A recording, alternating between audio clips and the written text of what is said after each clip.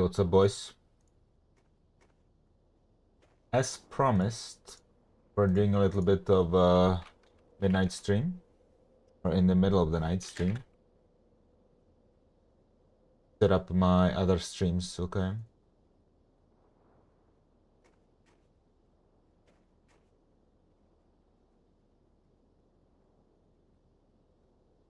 Think we're good on the YouTube one. Now let me do the YouTube Shorts one, vertical. We'll get going, okay?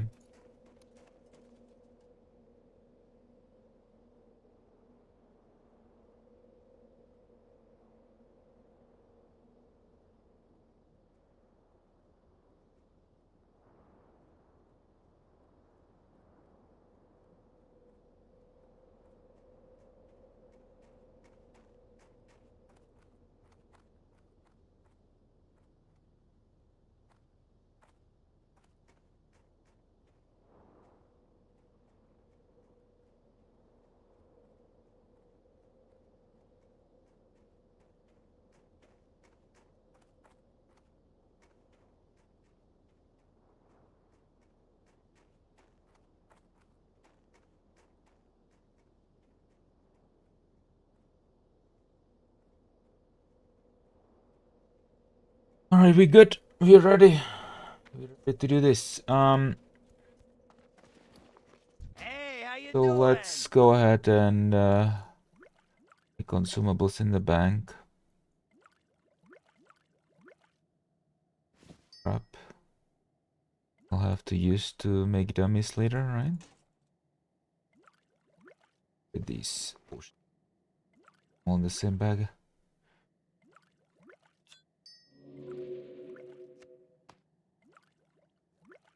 Yeah, looks good to me, man. Does look good to me. We have the roasted quail, of course. Be good. And we will be going to farm a little bit. Because, yeah, we do need to fund our frost resistance gear, our tier 3 bracers, and very likely a blackguard, okay? We might have to finance a blackguard soon.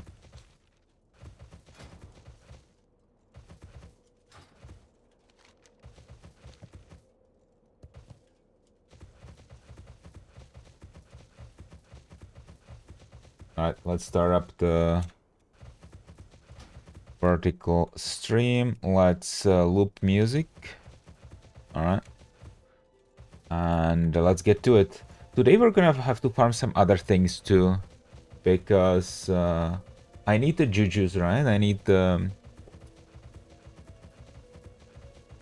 juju ember and also the jujus which give you frost resistance, which I'm not sure about the name of those.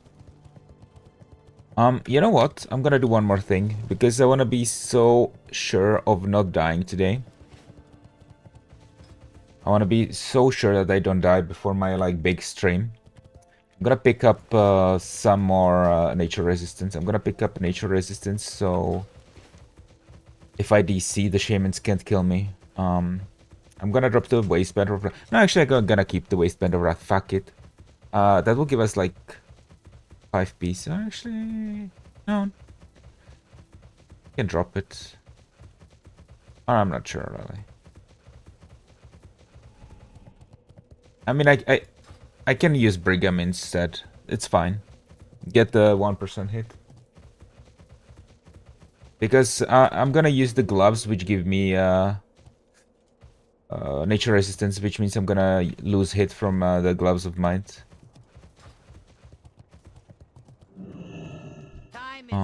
So let's do it like this. I'm gonna replace my gloves of might with this. I'm gonna replace my chest piece. And I'm gonna replace my belt so I compensate for the loss of hit. And now we have 92 nature resistance in this. Just from those two items, right? We have the hands and we have the chest. And this is gonna give us a little bit of protection against the Winterfell Shamans.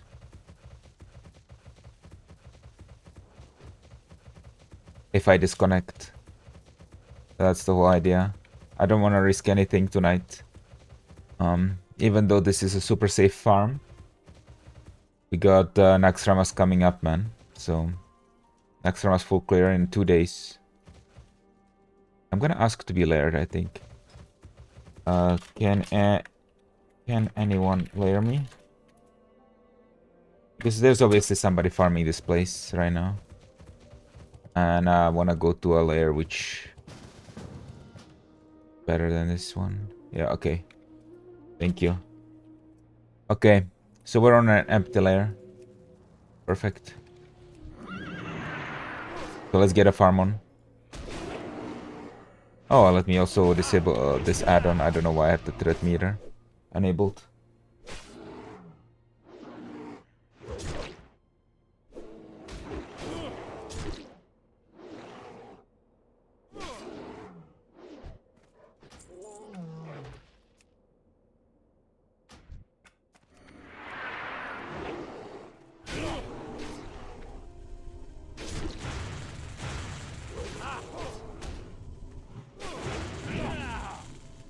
Times like this is where I love the nature resistance. Yeah, I'm partially resisting like all of these. I'm mitigating like 25% of damage with just this little nature resistance that I got. Just pretty huge, to be honest. Like, to be fair, I do have Gift of the Wild, which does contribute to this nature resistance stuff. So we're not gonna be enjoying 92 resistance for that long, but you know, it's something, you know. 2 nature resistant pieces for this farm is pretty good, in my opinion.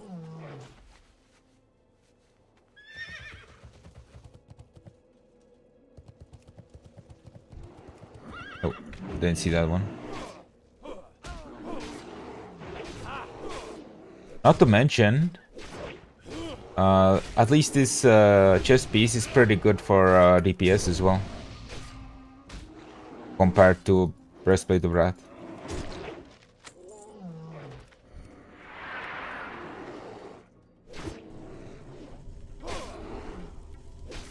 Bro, go sleep. I mean, my sleep schedule's fucked.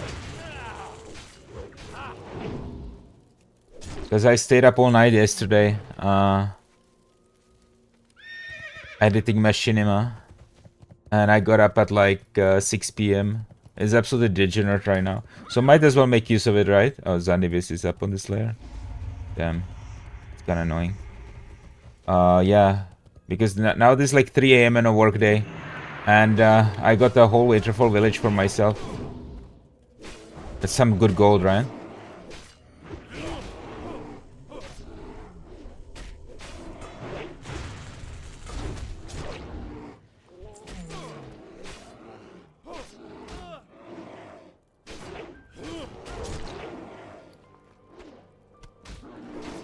And I do need gold. Like, I have 625, but it's like far from enough.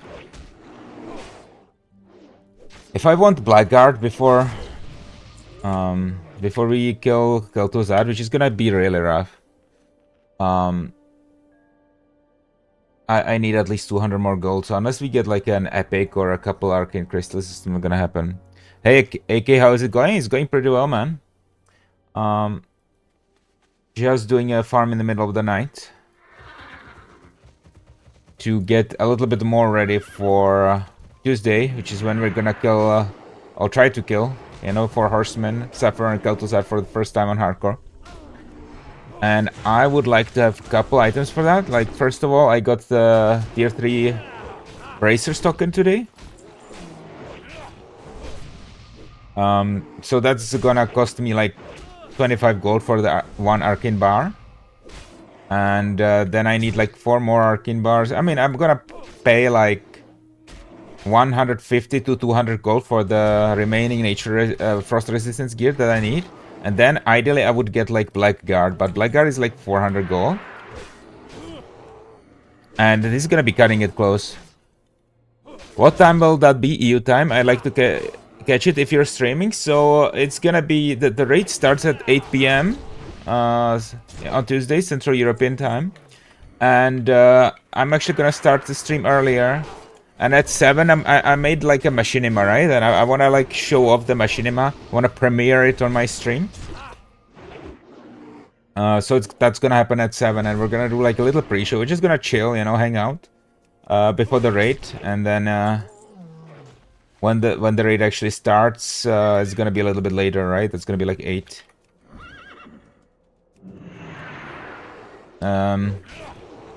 So yeah, I'm gonna announce it everywhere, like my YouTube channel. I already made a short announcing it. It's gonna come out in like 4 minutes actually, and then I'm gonna announce it on all the Discords, and I'm gonna pretty much announce it everywhere I can. And the machinima, I hope people like it, because like I spent like so long working on it. What server is this? This is Soulseeker EU. But yeah, right now this is just pretty much a chill stream. Just to make some gold in the middle of the night. It's not gonna be terribly long. I'm thinking like 1 to 2 hours max. Because I still have to add, like, improve the machinima a little bit. There are still things about it to improve. It's been quite rushed. I'm still happy about it, like with what I managed to achieve in such a short amount of time. But if I had more time for it, I would have been happier. But at the end of the day, like any time, like all the time that I'm spending making the machinima is time that I'm not spending streaming. And yo, what? Okay, yo, that's not bad. Medallion of Grand Marshal Morris. This is actually something that I use. Now it's not going to be so expensive, maybe 20 to 30 gold, but it's something. That's cool. I like that. But yeah, it's time that I'm spending doing something that's not streaming, right? And to really make the machinima perfect would take lots of time. So I just have to add sounds. Like right now there's like music but no sound effects. But it's still good with like no sound effects. But I'm gonna try to see if I can improve it a little bit more. But yeah, it's still a ridiculous amount of work for that. And it's like 4 minutes long, by the way. So yeah. But it's pretty good because it's like motion capture stuff with my VTuber character, right? And it's like an anime battle scene that took like a lot of time. Like most of my effort of the whole machinima was invested in like a short battle, you know, like fight scene, right? So like you know, when like animators in anime, when they make like battle scenes, the same thing goes for machinima. They like, it took like 90% of the whole fucking machinima to make that short battle scene, right? But yeah, I hope people like it. It's a little bit, you know, of a thing to hype up the stream, where we kill or try to kill 4 horsemen Sapphiron and Kel'Thuzad for the first time. I hope it goes well. I hope it does. I'll be tanking the hardest hitting of the horsemen, which is Mograine, right, with his fire damage. So I'll be using some fire resistance gear for that. Like not a full set of fire resistance gear, but for sure, for example, the leggings, I'll be using 100%. And maybe the bracers, right? And then we will have the UBRS fire resistance buff. So just with like a couple pieces, it's already a bunch. I'm thinking I get 15 fire resistance enchant on this. By the way, I should. I'm kind of slacking on that. Should get it. I should request it from the guild bank. Some materials for that, and then I'll get it enchanted, and maybe I'll use that too. But I mean, this is a really good cloak, to be honest. So I haven't decided whether I want to use that cloak there, but regardless of that, I should get that 15 fire resistant enchant on it, because it's just a straight up upgrade. Ooh, thorium logbox, not bad.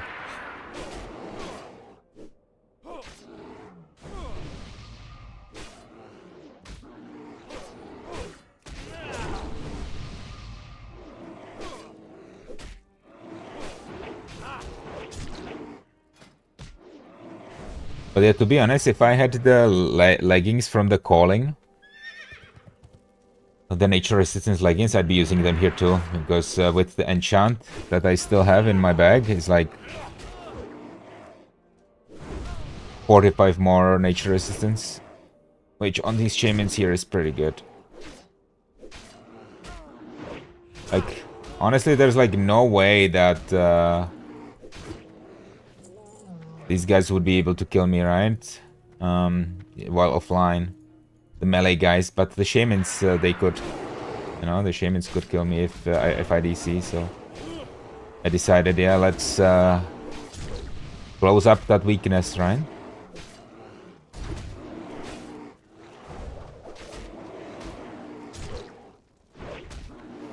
Let's get some nature resistance for this farm.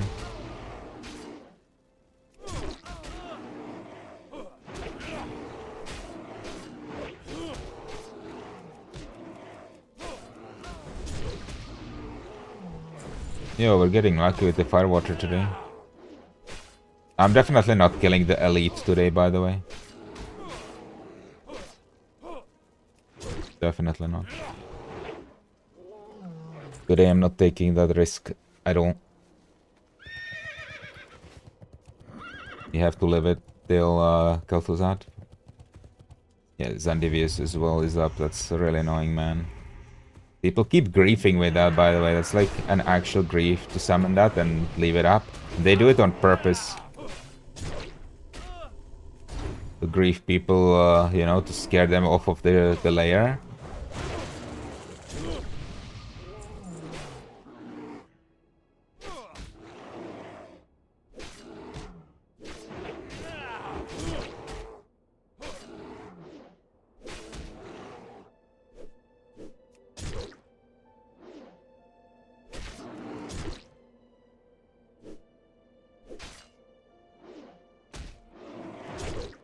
Okay, I'm a little bit low health. Let's get the food up. Let's eat. And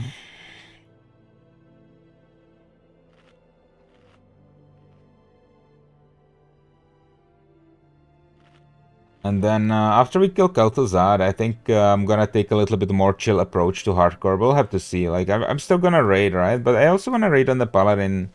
It's kind of sad, man. It's like when you raid in phase 6 in Classic, if you wanna do like everything that your guild does, you have to invest a lot of time, right? There's a lot of time like involved in farming consumables and or gold for consumables and getting the world buffs every single week. And if you wanna get them, if you wanna do 2 raids per week, you need to get the world buffs twice, right? And then you spend one day, like couple hours, getting the world buffs, right? And then the next day you spend raiding. And I don't know how long it takes to get the world buffs, like, but usually it's somewhere in the realm of 2 hours, I would say, ish, depending on how efficient you are. There's no party finder in Classic. There is. There's this looking for group thing. But you cannot invite people, right? Directly off of it. I mean, I guess you can, but it's not like they apply to your group, right? It's different from retail in that sense. That you don't apply to anybody's group, but you actually have to whisper them, which I think it's the healthier approach for the game. Because it forces social interaction, or not forces, but promotes. Which is good.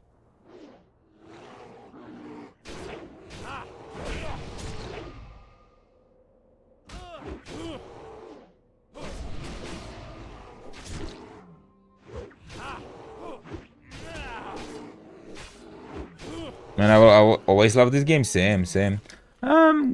Really gonna enjoy Midnight, I think. Midnight looks really good as well. So I'm definitely taking a break from Classic Hardcore when the Midnight comes out. Like a big break. But it's not like I will quit Classic Hardcore forever. I've been really enjoying it.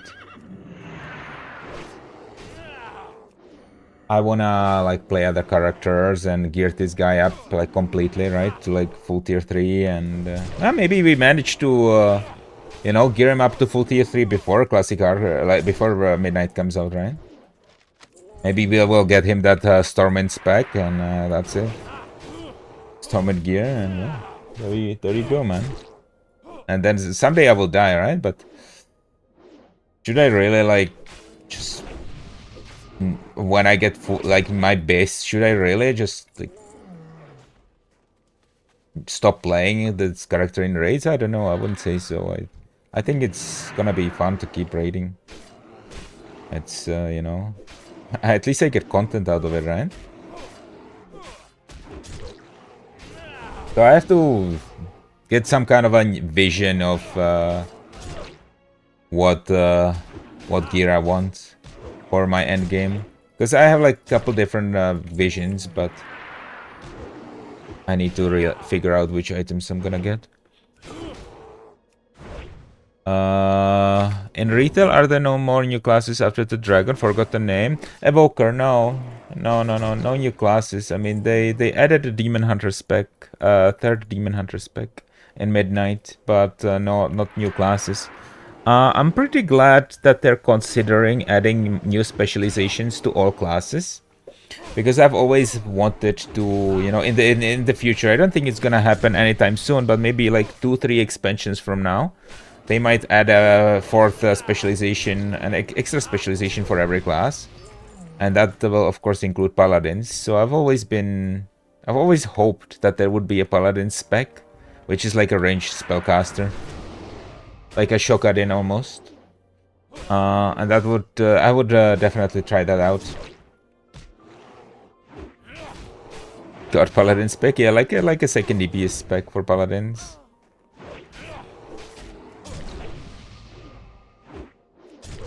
Would be weird if it was just like a second melee spec. But it would be interesting on the other hand if they were like, because they were trying to do something like this earlier, before Dragonflight came out.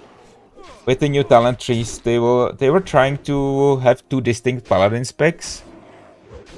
Using just the talents, right? Not like two distinct specs as is Red 1 and Red 2, but depending on how you specialized in your talents for Retribution, you could be either like a physical focused Retribution Paladin with lots of physical damage, and some of it would actually be converted to Holy Strike, and then there was an option to go for like Retribution, Fire Retribution Paladin, and that some of your damage would be converted to Radiant, right? Which Holy Strike is half physical and half holy, and Radiant is half holy and half fire. And I really liked the concept, but they ended up abandoning it, and I think that's a big shame, because and that was like a big RPG element that they were about to add, and it didn't end up going through, right? I think really the talent trees in retail, they need to be like wider, right? Because they keep like going, they keep adding depth, right? So, for example, with the hero talent trees, they added like more talents on top of what we already had. But I would have liked, you know, them to keep adding like more columns, so you would have more spec variety, but not necessarily more talents that you have at any point in time. And I think that would be actually an answer to an evergreen system. Holy shit, there's a Rich Thorium Vein and there's a chest right here. Okay, so we're gonna loot the chest since we're already here. I'm gonna pop Death Wish, because I wanna get that Rich Thorium Vein ASAP. Oh, Traveler's Backpack, yo! Holy shit! Okay. Alright. That's some random garbage. But let's see if we can get the arcane crystals from this. Traveler's Backpack has to be like, I don't know, a lot of gold. I have to actually get rid of some shit. Alright, let's mine. Please. An arcane crystal or 2 or 3. Okay, it's not gonna be 4. It's not. Oh, it's GG. No arcane crystals, boys. It's Jover. I will never financially recover from this.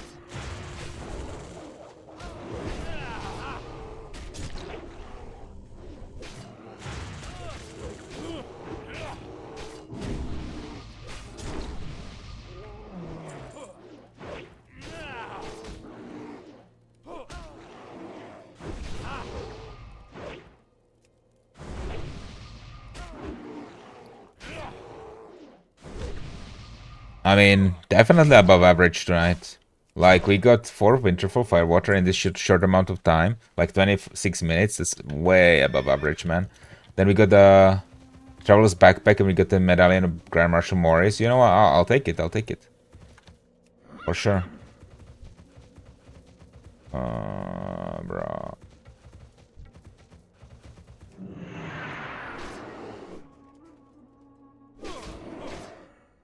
It's 100% acceptable to me, man.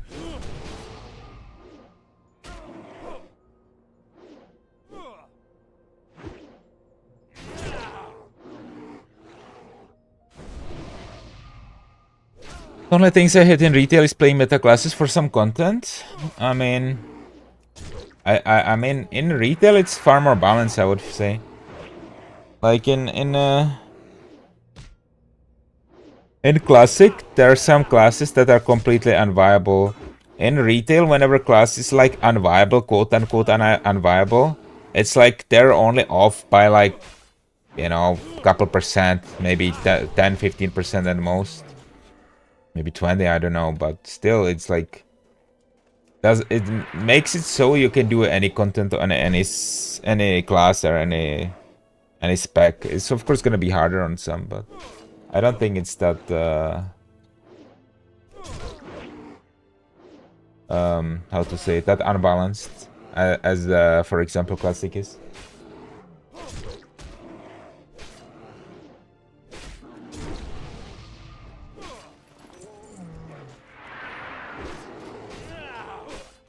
By the way, I'm checking my rep. I need like 3.9k more rep, and I'll be revered. And at that point, I can hand in all the beads. Get rid of them.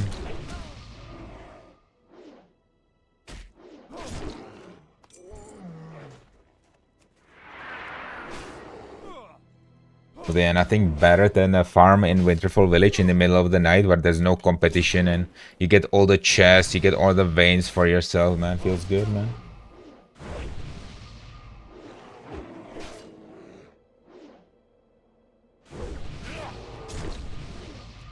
But I don't think these items that I got, I don't think they're gonna make the difference yet. With respect to me getting Blackguard or not.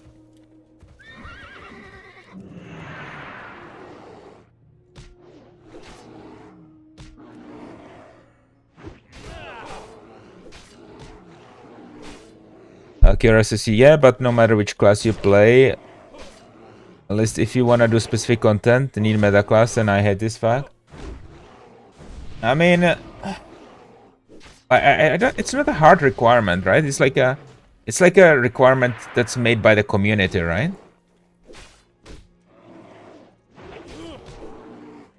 Please pull 3 and retail. I mean, I pulled 3 earlier, and I didn't need to retail.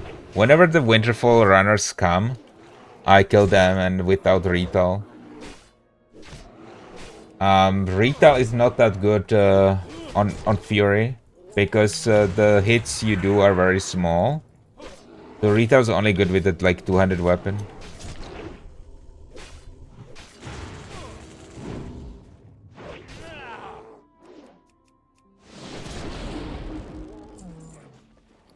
And I'm not gonna do anything crazy tonight because in 2 days we're trying to kill Sapphiron for Horsemen. I killed Tuzat for the first time. Better than no retail. I mean, whenever I go kill that elite up there, I pop Recklessness rather than retail. Works much better.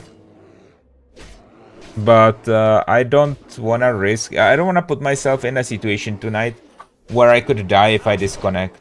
I'm doing like disconnect safe farming, right? In hardcore. That's the only way I ever farm. Is I only choose such a farm which I would be safe if I disconnect, right? So that means basically being able to tank these mobs while offline for like 90 seconds-ish. 70 to 80% of community want a meta class? Yeah. I mean, it depends on who you're playing with, yeah. If it's just random, you're gonna absolutely gonna do that, but you're absolutely gonna get asked, you know, and to play meta class, and you're gonna reject it if you're not a meta class for sure. Like more often than not, but like if you have patience and also if you have like friends in the game, it sometimes takes some time to find, right? You could be able to, you know, play some non-meta classes, and it's much easier to do on retail than on classic.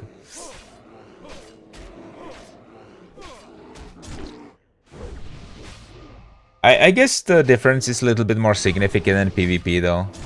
Like in PvP, that the difference of meta and non-meta is much more pronounced. And PvE, I think it's not a big deal unless you're going like for, you know, high end. Like we're talking about Mythic plus, like getting close to like keys plus 20, right? And like Mythic raiding on the cutting edge and shit like that. Aside from that, I think every spec can comfortably be viable in a Mythic raid. But yeah, it also depends, right? Sometimes fuck-ups happen, and sometimes some spec just ends up being so bad. It's rare, but that also happens.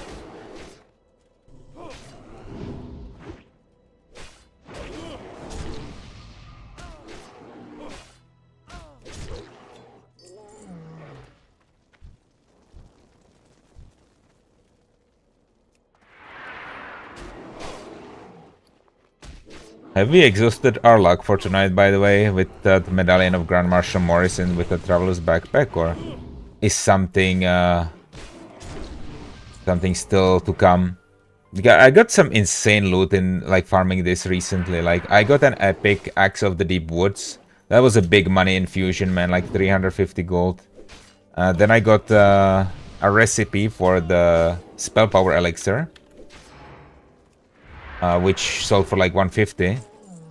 And then I got, over 3 weeks, I got like 3 Assassination Blades, which sold between like 50 and 70 gold each. So we've definitely had our share of drops from this place, man. And I'm not even revered yet. It's not like I'm doing this for the rep or anything, but getting into Exalted would be kind of cool, I guess.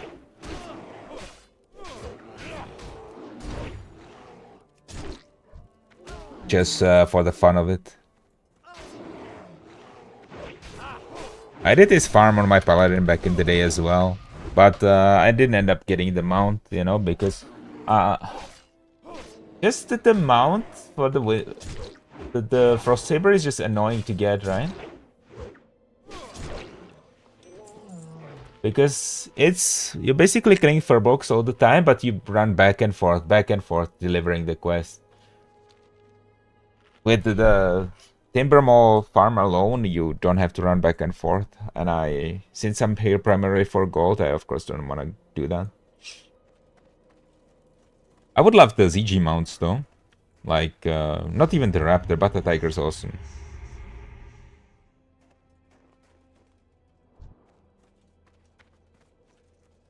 I guess that's what I can do, like, if I get full tier 3 and I can just farm ZG with the dudes, and I can go there as Deep Prot, man, with the Saffron Trinket. That would be fun.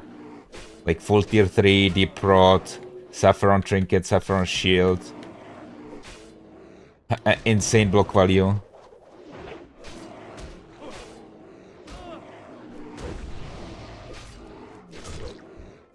Oh, holy shit! This is a huge amount of firewater today.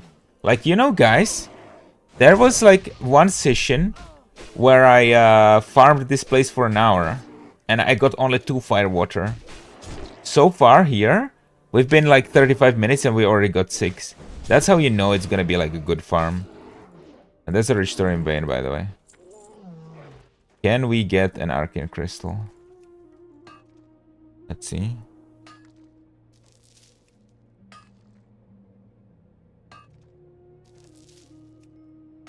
Oh, there are still some hits. Okay. I'm gonna go vendor some crap. Hey, bro, I don't really like this demon here. How many days / weeks have you played hardcore now? I mean, I made this character back when Hardcore Anniversary came out, and I've played it for a year. And as for my / played time, I have 33 days and 3 hours on this guy.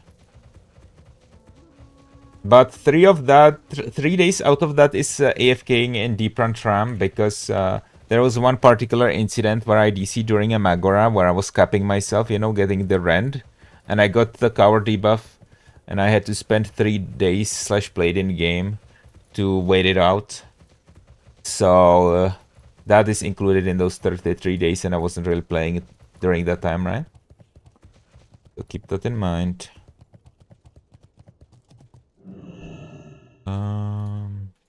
Yo. Bit of that. Have a good one. Gonna put some shit in my bank and clean it up a little bit.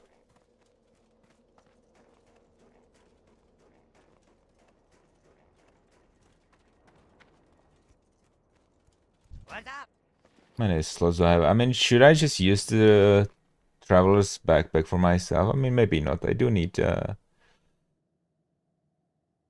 do need the money. Bank as many things as I can, I guess. Keep it Fine. Wait, well, we have one more spot, so real. Yo. let's put these things in, for example. Have a good one. Then I'm gonna turn these bandages, turn this rune cloth into bandages, because they sell for actually a little bit more than if you just straight up vendor the rune cloth itself.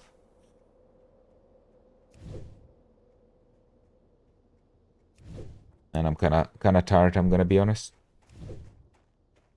Well, it's not surprising, it's like 3:30 in the morning here. So it would be weird if I wasn't tired. But my sleep schedule's all fucked up. Guys, we didn't end up using the Juju Escapes today, or the Bag of Marbles, because I didn't end up tanking Stalag. I was just like pumping and I was keeping up second on threat, so there was like no reason for me to taunt, right? And it's scary as fuck.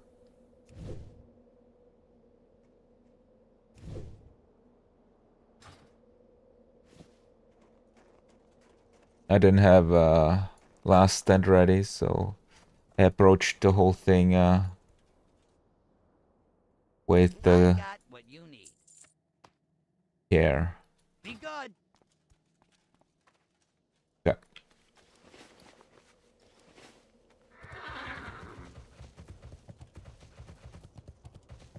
Let's run back.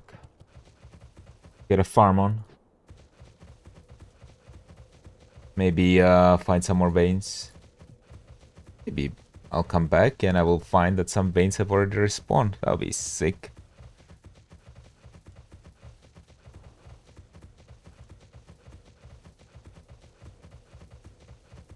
But yeah, even with these drops, I think it's still not Blackguard time. I need to get like 200 gold tonight. I need to get basically an epic. Or I need to get like 5 arcane crystals from Vayne, which is like not gonna happen. This farm is not gonna last that long, because as I said, it's still middle of the night. I wanna improve that machinima for Tuesday a little bit still. And I gotta work as well tomorrow. So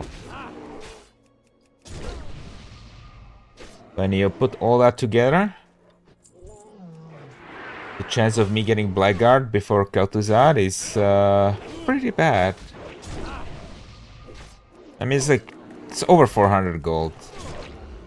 And I can't dip that low in gold, right? Because if it was just Blackguard, that would have been fine, but I got a tier 3 Bracer today. And that's gonna cost me 1 Arcanite bar. And I need to spend like 4 more Arcanite bars on Frost Resistance gear for Sapphiron. On top of like a couple Essences of Water. And some other auxiliary mats. As well as enchants for those items. And all together that's gonna cost like in the range of 200 gold. So if I get all those items, I won't have enough for consumables after the fact, right?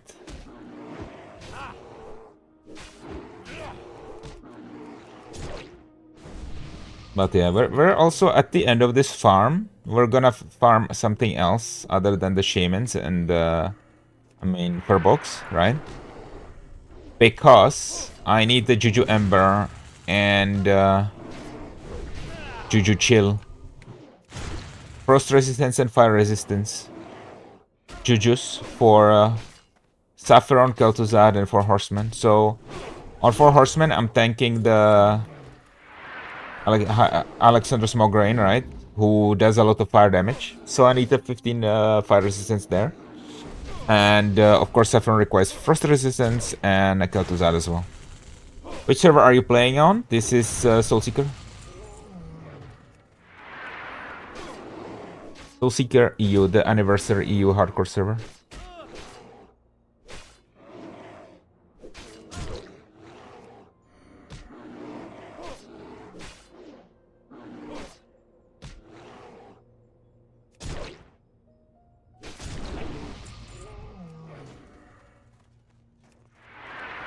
Oh, that's a chest.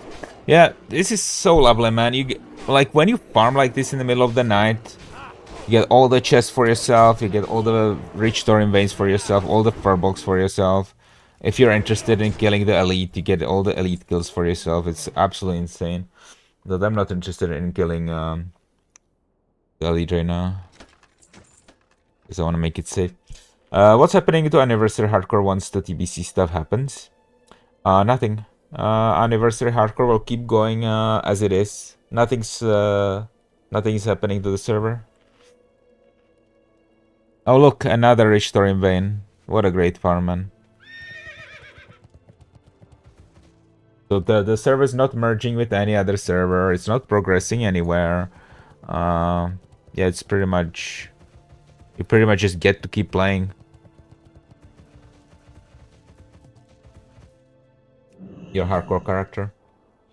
I mean, I guess you can migrate your hardcore character away to the Era Realms or to the Anniversary Realms, and you can make him TBC if you want to. But if you don't want to, you can just... Oh, Arcane Crystal! Yo, let's go! Boys! This night is blessed already. You know, we already got like at least 60 gold worth of items, not counting the Firewater. If you add the Firewater... Actually, that's like 100 gold almost. Yes, Poggy, yeah. I know, right? Oh my god, I missed my attacks. I'm missing all my attacks. I want to intercept. And now that I think about it, I have like 40 Firewater in my mailbox that I could sell. So maybe we can get Blackguard. It's gonna be tight, but maybe we could get it.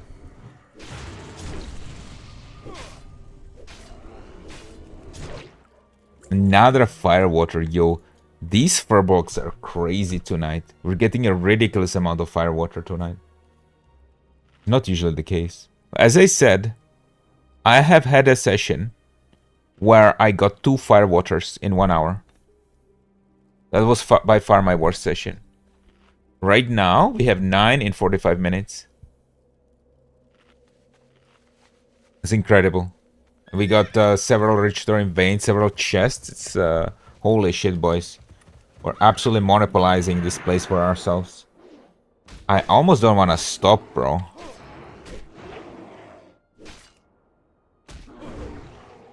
But I will have to stop at some point because I'm getting tired, and as I said, I need to get some work done. Hey, brother, yo, what up, man? Are you still deep rot?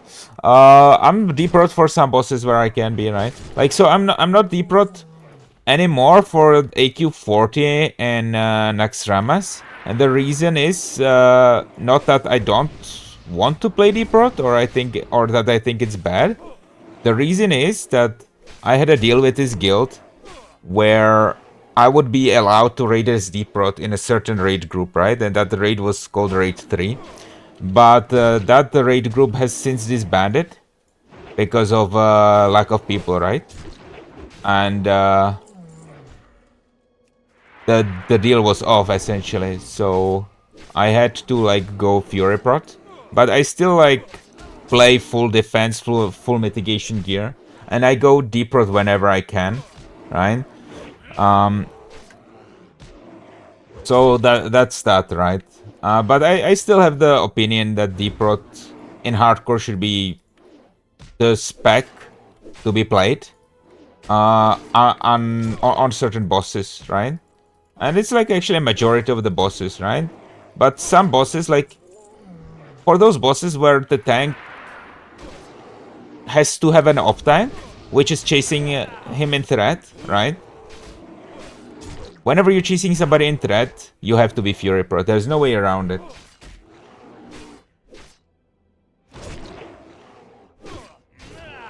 But Deep Rot for hardcore, in my opinion, is superior. Survivability wise. What's your offhand? It's Mira song. Very unlucky man with weapon drops. I have almost enough for Blackguard, so this might be what happens. Zilquercerar, Mira, yeah, it's rough. Times are tough. We've had only one Widow's Remorse in like 6-7 weeks of Naxxramas. I had Empyrean and Maladat, but I died on third Kel'Thuzad.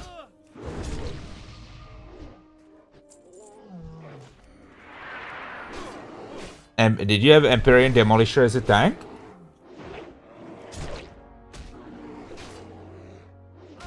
Strange Crime World. Hard for me to play on a Blizzard service after seeing what's being offered on private realms. I mean, sure, like some of these private realms, they have really interesting gameplay for sure. I will say that. But you're always risking, you know, the server going under, right? Due to a Blizzard lawsuit or whatever. And I think Blizzard should take some of their know-how and they should apply it to what they have, which I think they will be doing. Because when they sued Turtle WoW, they, you know, part of the lawsuit was to force them to hand over their code, essentially, right? DPS Warrior, I see, man. Yeah, I don't go a lot of Kel'Thuzad. Kazakh. Guys, I'm tired, okay? I'm gonna be misspeaking a lot. I'm gonna be making mistakes because I'm falling asleep. So maybe the stream won't be that long, but... I got 0 heals on Tom. Oh, bro, that sucks. There's actually like a way to survive Frostum even if you get 0 heals, by the way. You just have to click off your stamina buffs after the first tick. I can explain how it works. So basically, the damage on the Frostum is not a snapshot, right? It's always based off your current maximum health. And yeah, you know how it works? Yeah, okay. I'm gonna explain it for the others. So basically,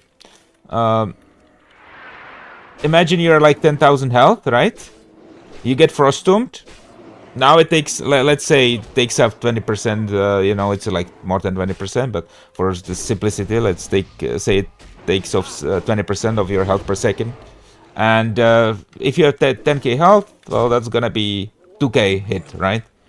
Now imagine you click off 2k health worth of buffs. Now you're to 8k max health, but you haven't really dropped any health other than that, right? So now you're at 100% again. And then the last 4 ticks, they're gonna do, well, 80% of your health, which means you're not gonna die. So that's how that works. But do you guys use frost resistance on Kel'Thuzad? Yeah, we use like 1 or 2 high value frost resistance items. We do.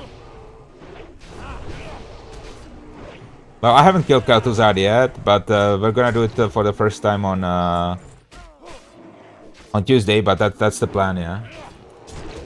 Like maybe leggings, you know, or helmet, something like that. With the enchant even.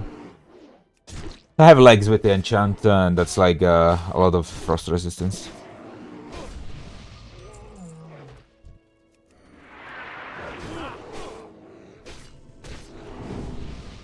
I killed Kel'Thuzad twice with just pull, and they disbanded their alliance roster. Yeah, so rather I don't know how to call this, how to pronounce this guy's name. Picb. He's so funny, bro.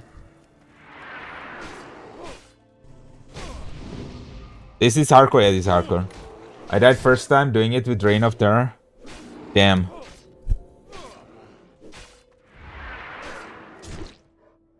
That's how you pronounce it, alright.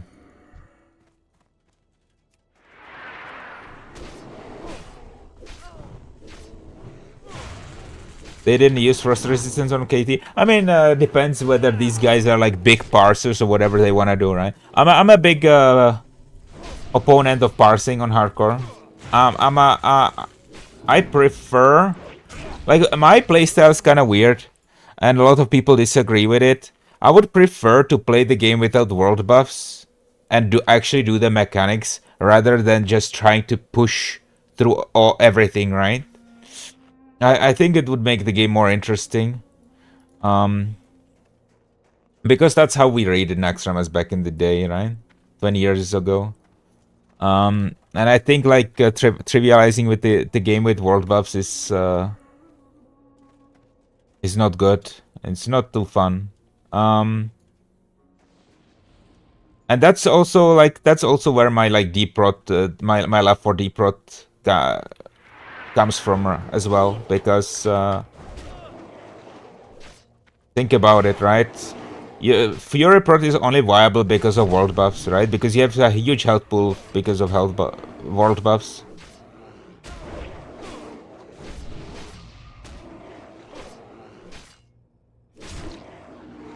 "20 years ago, yeah, man. It's been 20 years ago.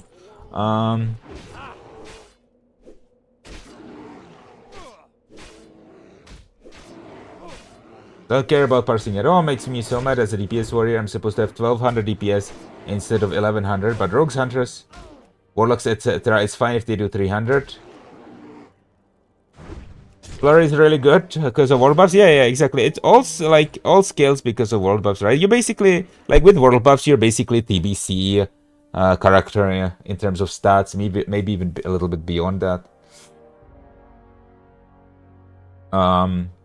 I was deep rot while leveling in 2019. Yeah, I think deep rot, especially where it shines, is early on, like level 50 and 60 when you just hit 60, right? And you're going to the dungeons for the first time. That's where it really shines when you have bad gear, because the threat generation from it is static, right?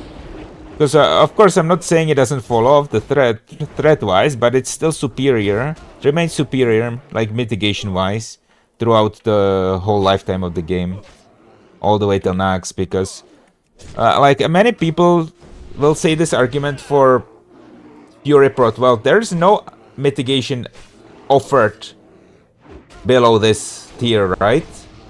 There's no mitigation offered below this tier because there's toughness, there's shield spec, and improved shield buff, right? But what people don't think about is that as Fury Prot, you cannot get this 5 points in deflection. You also cannot get Tactical Mastery, which is good for other reasons. You cannot get Anticipation, right? And very frequently you feel forced to pop Death Wish, which will further reduce your mitigation. So, of course, Deep Prot is much worse for threat, and we're talking about 40%-ish worse. But it is highly superior for mitigation and just survivability. Because also think about it, if you have Fury Prot, to you have to think about switching to a shield, right? And you have to use a GCD to do it. That GCD might not always be available. Well, as a D-Prot, you're always using a shield. You only needed to hold threat against other DPS warriors, yeah. That's the thing, man. Like, my opinion is, if you're the main tank, and if you're Alliance, okay? I don't know about Horde, right? Horde is a little bit tougher, but I think if you're playing hardcore, if you're the main tank, if you're Alliance, Deep Prot should be the way to go every single time. If the boss is not tauntable, and if you need to be chasing a main tank on threat as the off tank, then that's the point where you should go Fury Prot, right? But as long as the boss is hitting you, I think it's okay. What do you think about Paladin DPSing in TBC raid/dungeons? Min-max tanks gonna take them on, or casual ones? I think Paladins are fine in TBC. I don't know, also it depends on what the cooldown of Crusader Strike is gonna be. Because originally when Crusader Strike came out, it was like 6-second cooldown. But then they nerfed it to 10 seconds. So that's one thing. But Paladins are really good for raids. You want to have at least one red Paladin, because the red Paladin is gonna bring 3% crit, you know? There is a talent in TBC where the victim of your, or the target of your Judgment of the Crusader, is gonna take 3% more crit in addition to the holy damage taken. And then you have the Sanctity aura, improved Sanctity aura, which gives 2% extra damage to your party members. I think it's party, I don't think it's raid, right? So maybe they'll change it to raid. I don't know, they've been changing quite some stuff in NTBC, but yeah, you bring those two things to the raid with the option of also having like Judgment of Light, Judgment of Wisdom, right? So these are very powerful ones, but like people will want the crit for sure. People are like pumpers and they will want the crit. So I would say even min-max guilds will take red paladins in TBC.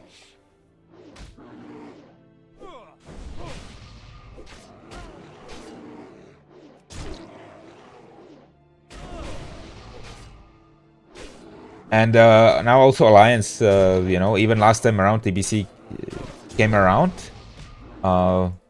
Paladins on Alliance had the Seal of Blood, which is what makes Red Paladin do good DPS, right?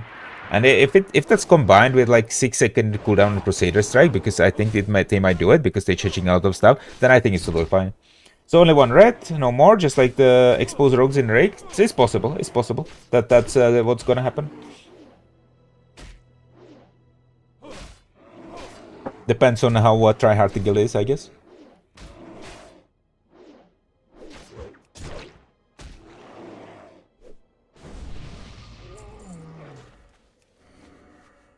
But I might not play like TBC a whole lot because there's so many other versions of the game to play.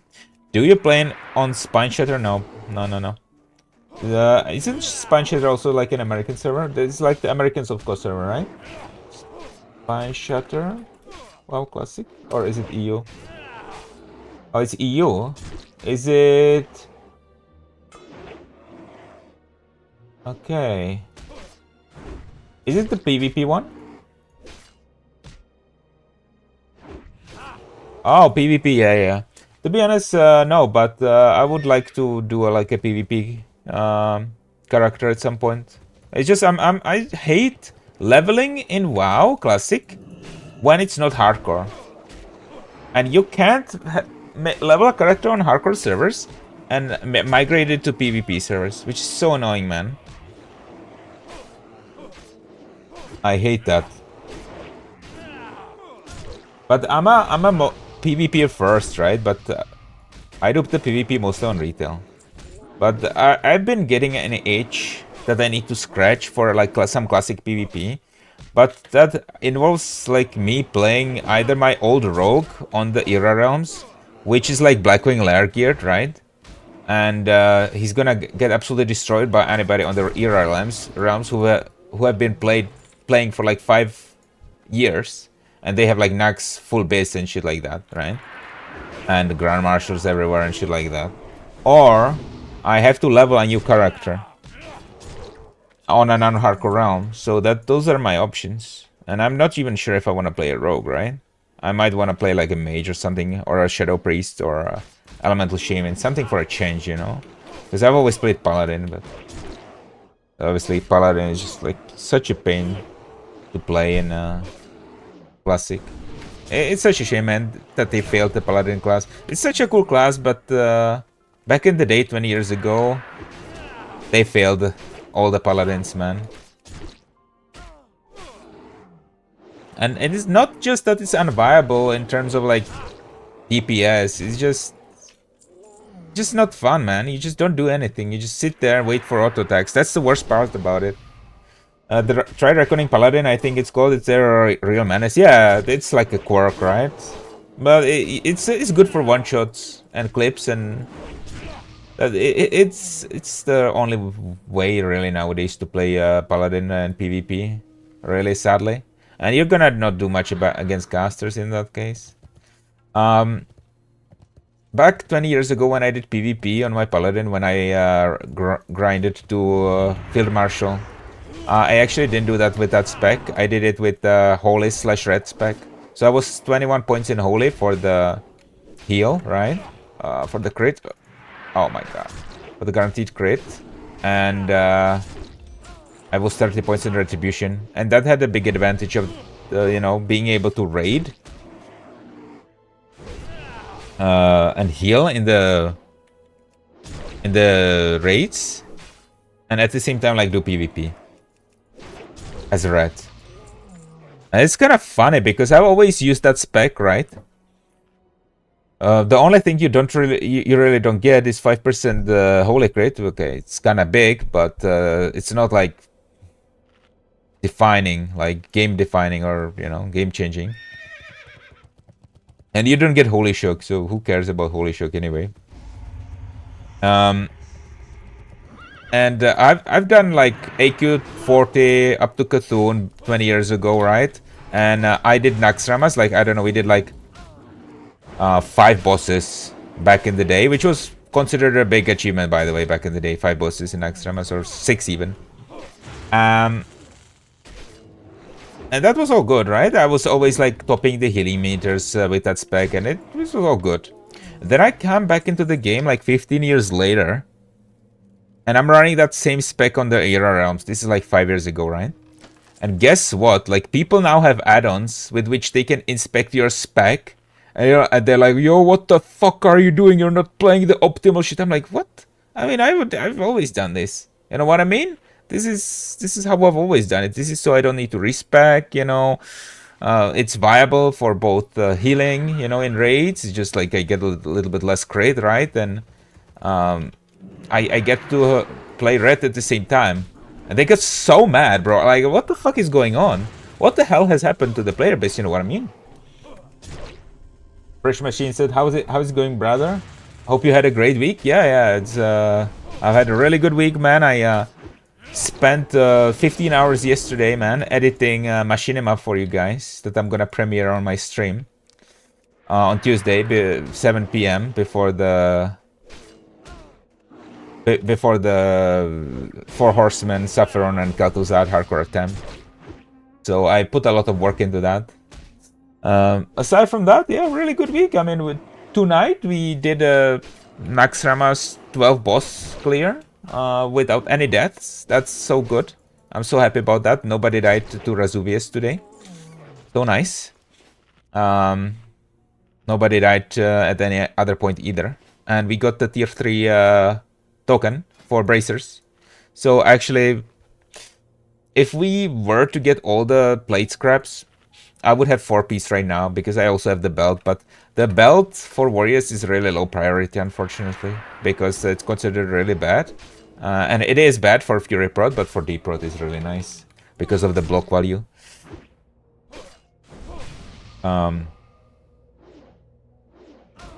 You guys have Razuvius dialed in now? Yeah, it looks like we do. I mean, it's mostly about the priests, right? It's It's all about the priests, and I think the priests do have it worked out, so we managed.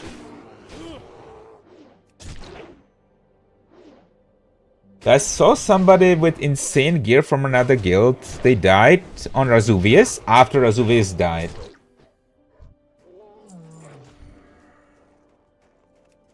Like some guy got like one shot by the ad or something, like a DPS warrior. Aaron asks, Aki, gotta ask, did you ever watch Knives Paladin PvP vids in OGTBC? It is possible.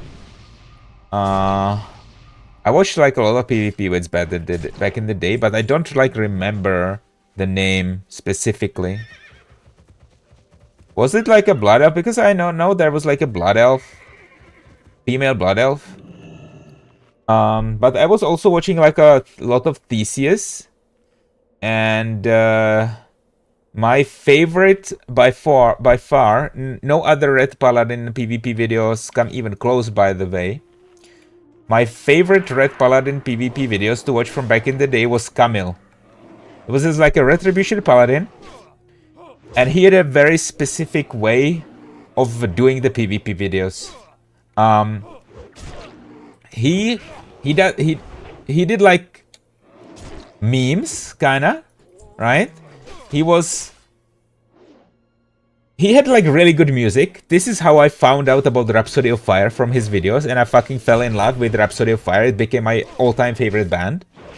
And he was just like putting lots of funny shit in the videos. Like, for example, he would do a duel, and during the duel, he would put some fucking weird ass shit in the chat, right? There was like, he had a prepared message where he was in all caps lock, and he would say like, oh, you know, like some RP shit. I don't remember what exactly it was, but it was ridiculous, like esoteric, like weird ass stuff. And it was so lovely. And then he would do like MS Paints that he would interlay into the video, right? For example, he had a clip where he threw a Hammer of Wrath on a bear druid, right? And after that clip, he showed a MS Paint painting of a hammer bonking a bear in the nose, right? And that was so good.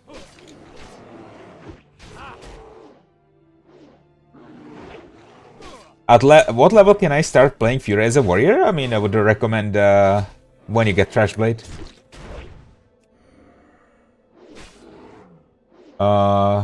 Compared to Classic, is probably a bit more fun in TBC? Yeah, for sure, 100%. Like tanking and DPSing both. But for DPSing, you get like Seal of Blood and a Crusader Strike. And some nice raid buffs. And tanking, you get the taunt. Knives was a Belf, was Holderette like you. Nice.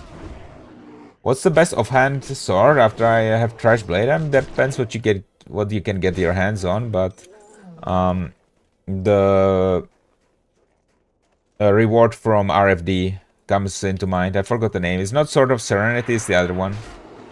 The one with like AP on it. You get it from the quest called Bring the Light. Glory X for Orcs? Yeah, I mean, for sure, man. Vanquishers, yeah, Vanquishers. That's it. If you're an orc, then it's completely different.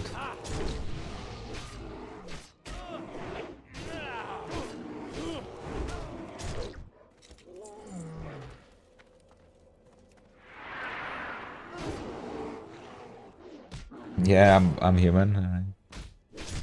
I mean, we got the Axe of the Deep Woods like from these guys, man. A couple weeks ago, that was a good time. So we made some orc happy, okay? With that, I mean, we sold it on the Alliance auction house, but I can guarantee that the person who bought that was an orc.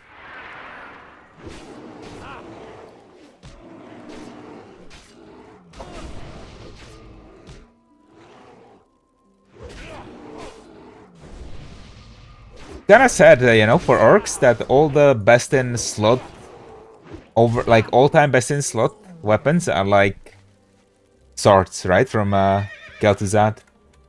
Kind of sucks to be an orc because then you have to increase your weapon skill in some other way, and then you lose potentially on some other stats, right? Like edgies, and edgies are so expensive, and there's just no other stats on them, right?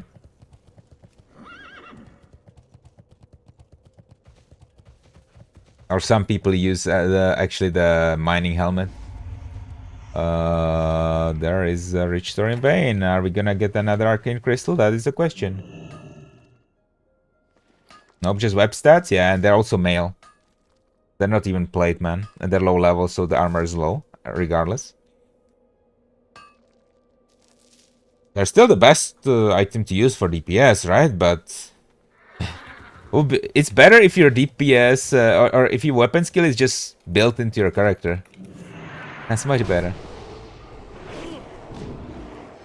And like all the good weapons are like fucking swords when you think about it, right? Maladat is a sword.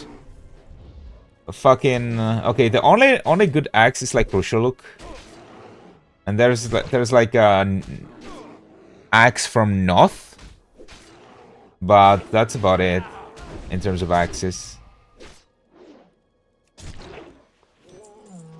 So I feel a little bit like they did the orcs dirty. I mean, yeah, they did. TTS, Gressel, yeah.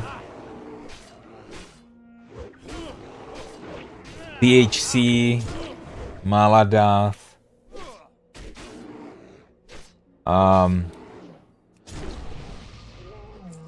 Widow's Remorse. Iblis. All sorts, man.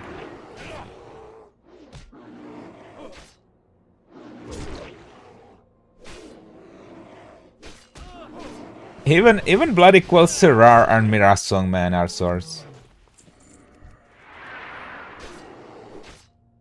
Very few axes, actually.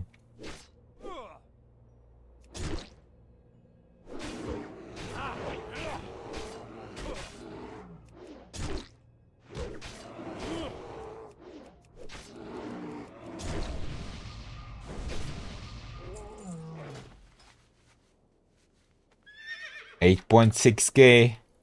Even Thunder Fury, yeah, even Thunder Fury. So Fresh Machine says, I gotta be honest, played Night Elf Warrior when Classic 1 launched in 2019. While I had to use Edge Masters, the parses were still high orange. It's not a big deal not to play meta. Yeah, I think people min-max Classic too much.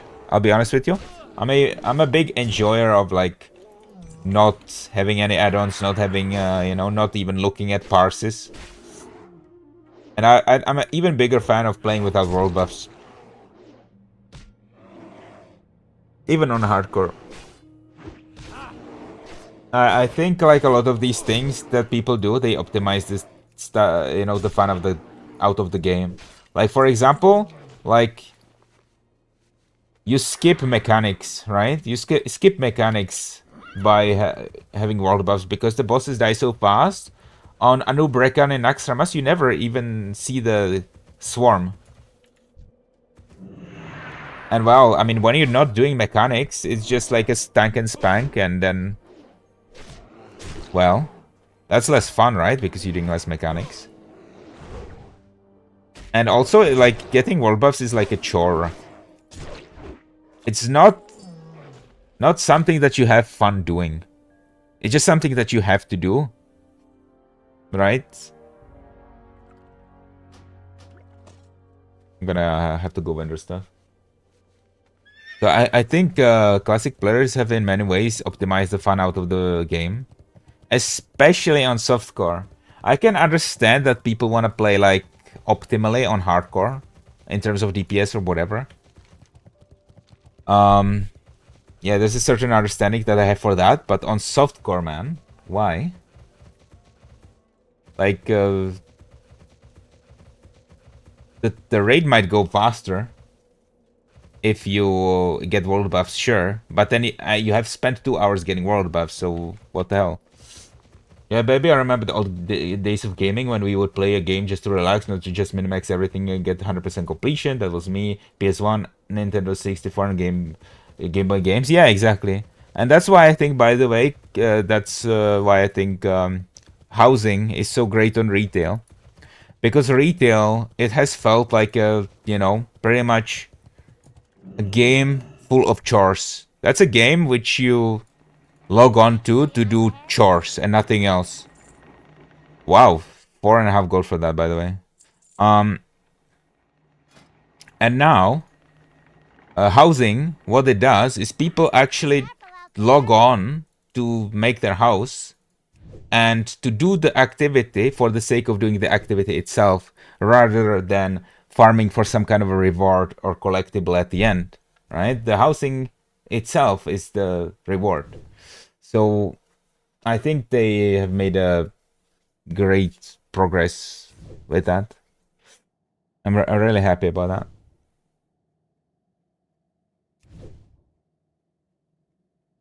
And I think the next step is removing add-ons, which is also a big win in my book. And I think they need to go even farther, and they should not only remove the combat add-ons, but they should remove all add-ons, especially auction house add-ons. Time is money, friend.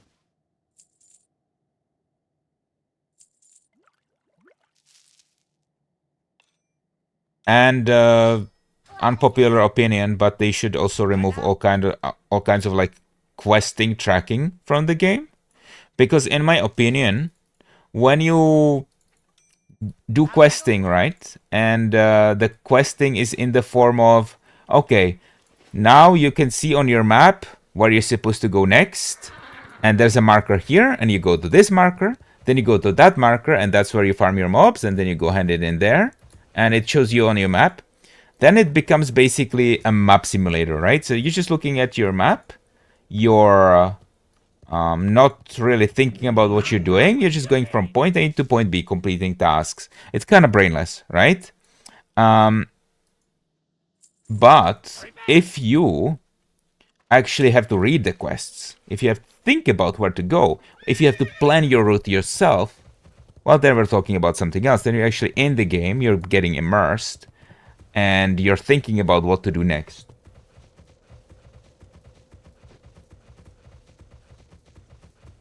The followers of the RO, yeah. Are they not doing anything, something like that in Midnight? I mean, they're removing the combat add-ons, but not the other add-ons. I absolutely despise games that psychologically trick you to feel the need to log in daily or keep up with not to miss rewards. I have stopped playing with WoW past the Wrath of the Lich King. Couldn't be bothered. Yeah, the WoW has a lot of FOMO, man. It's gotten crazy where you have like rewards for every season for Mythic Plus that will go away when the season ends for PvP, for different versions of PvP as well, like RBGs, 3v3, Arena, right? So Solo Shuffle. So Solo Shuffle has the Legend title, 3v3 has the Gladiator title and mount. RBGs, they have the Hero of the Alliance title. Solo RBGs, they have the strategist title for that season and some toy, right? So then you have Mythic Plus, where there's a reward for getting every dungeon at level 10, which is actually a teleport, which you can only get that season. Then at 2.5k rating you have a mount. Then at 3k rating you have another mount. And yeah, then you in some raids you have at the end of the expansion you have to do the heroic raid for a quest item, which will give you like a mount. That's only specific to that expansion, like it happened in Mists of Pandaria, like it happened in Legion.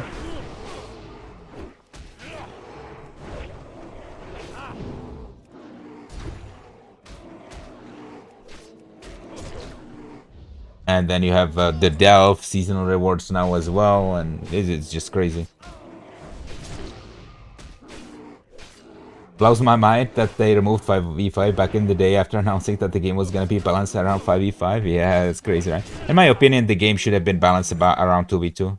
3v3, it's like, it's fun, 3v3 is fun, but it's not very practical, right? Because it's also more complex. It's complicated. It's definitely higher skill cap. It's really nice to watch, like in terms of esports. But let's be honest, WoW is never gonna be an esports game anymore. That ship has sailed. So I think instead it should be balanced around 2v2. Because first of all, you don't need to get 3 people together. It just has to be you and a friend, right? And second of all, it's very simple. It's very straightforward, right? There's no like 500 IQ plays required. You CC the healer and you do a go, and then you press your defensive when they do a go and your healer is CC'd. And that's pretty much it. And it's like very simple to get started with, but yet there's like a lot of depth to it still. And you basically get one friend and you're ready to go. Like with 3v3, you need to like look for your preferred comp. You know, you need to find 3 people of the preferred spec, you know, that you would like to play. Oh god, I don't have rage, bro. You wanna play, you know, you wanna find 3 people of the preferred spec that you wanna play with, or rather 2 people plus you, right? They have to be, you know, also non-toxic. They have to be at around the similar rating as you are. They have to have around similar experience that you have. When you add all these things together, it makes it impossible to find the people that you would like, especially with today's population in PvP, right? And sometimes people can be sitting in LFG for days and days before they finally find somebody that they even want to try one game with. And many times it happens that people are looking for a party for hours and hours, and then that person like leaves after one loss. They're not gonna invest anything into it. It's so sad. So I think it should be balanced around 2v2. I think Gladiator should come back, and they should get rid of solo shuffle, honestly, because solo shuffle is fun. It's good, but the queue times in solo shuffle, they're like ridiculous for DPS. And I think that's killing the game. So I'd rather have it so all the people are funneled into 2v2. And to make it viable, so 2v2 is playable with double DPS as well as with a healer and a DPS. I think that should be their goal. A lot of people play just to get the items and then they completely lose interest. Yeah. Yeah, I don't like that. I think the game should be about the process of playing the game itself, right? Like, for example, MOBA games are really good at this. Like Dota, you know, League of Legends, Heroes of Newerth. These kinds of games, they're excellent in terms of the game is for the gameplay itself, but not for the reward. Like stuff like Overwatch, stuff like Counter-Strike. You're enjoying the moment. You're not enjoying the reward, right? So that's, I think, where they should take WoW, right? In that direction. Heroes of Newerth still a thing. Like last month, actually, they re-released it as Heroes of Newerth Reborn. I mean, but it's not on Steam. I think it's some kind of a crypto scheme or whatever. They don't want to put it on Steam because they want to have cryptocurrency in the game or whatever. But they shut it down, Heroes of Newerth, like a long time ago. So, but recently they reintroduced it, right? So I would actually love to play it. That's my favorite MOBA. Like I never played, like I did play League of Legends a little bit, but I didn't like it because it removed 2 very important, let's say, factors that Dota had, which was denying creeps and dying on. When you die, you lose gold, right?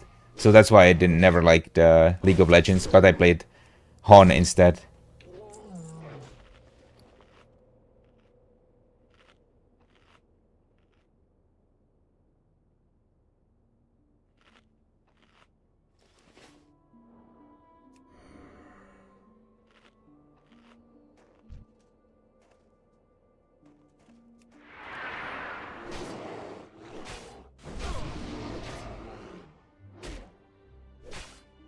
I liked Hon, but switched to Dota 2. Yeah, I think Dota 2 is the closest thing to Hon, but I just prefer the graphics and responsiveness of Hon. I think it was like on another level compared like to Dota.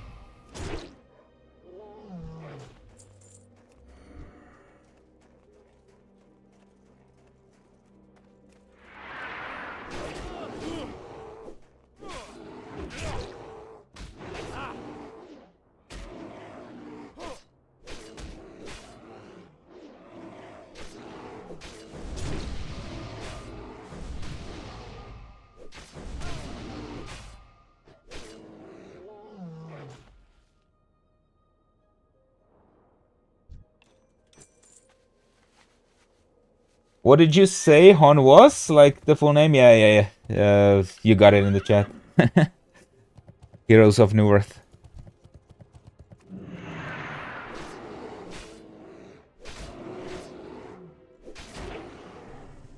It's a great game, man. I played it a lot back in the day while I was in high school. I was actually the guy that introduced Dota to my high school.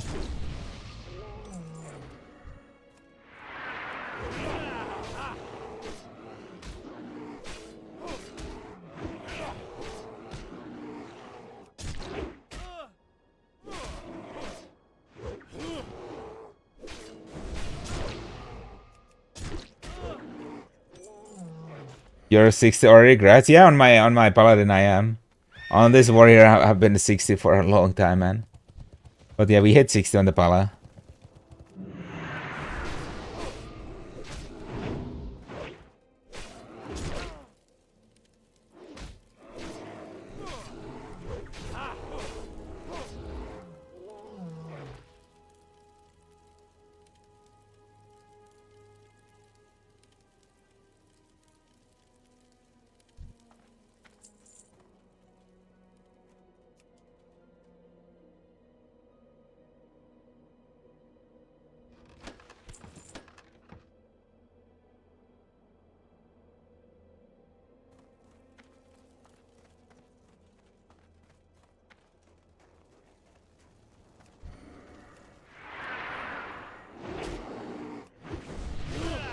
Boss Hunter made a song about it? Yeah, I remember. I remember there was there was a guy in our high school who was absolutely gooning over a girl from that clip.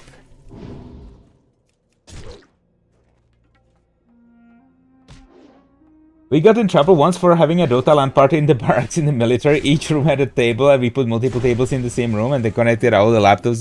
Those were the crazy days, bro. I like, we had like a school with laptops in high school, right? And everybody had a laptop during class. And I introduced Dota to everybody. And then we just ended up playing Dota during class, and we would have like full 10 people, you know, 10 people out of like class of 25 would be playing Dota, man. And I remember it was really funny. It was like a language class. One of the guy got killed, and he was like, he got really pissed, and he just, at one point, like during class, he stood up and he slammed his laptop shut. And he was so fucking pissed, and the teacher was like, what the fuck? It was like hilarious, right? Like for example, an English class would start, the teacher would start saying something, you know, like, and then somebody would randomly just say, all right, so I'm gonna start it, and then immediately like 9 other people would join, and we'd be fucking playing Dota in class. That was insane, bro. Those were the days, man. Where are those days?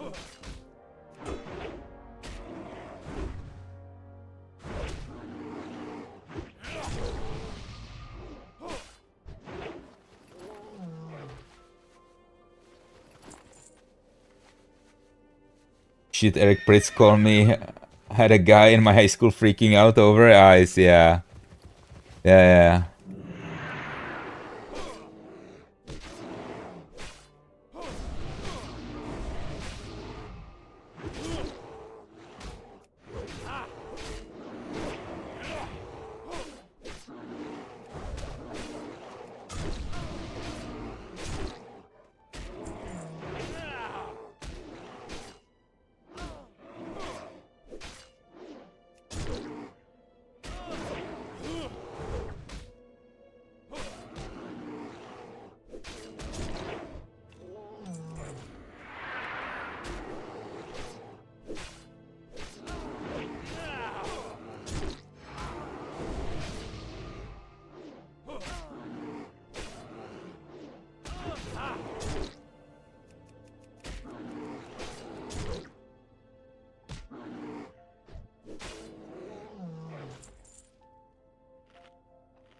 They were playing RuneScape and stuff in class while I was in school. We had proxy, so we couldn't play WoW, but Newgrounds throw, we could do that.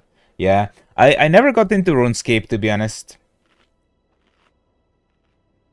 I tried OSRS like a couple of years ago, but the problem with OSRS wasn't really that I wasn't enjoying it, but the problem was that it's so click heavy, there are no key bindings, you're clicking around everywhere, and it made my repetitive strain injury in my wrist act up. Like after 2 hours of OSRS, my wrist hurt so bad. So yeah.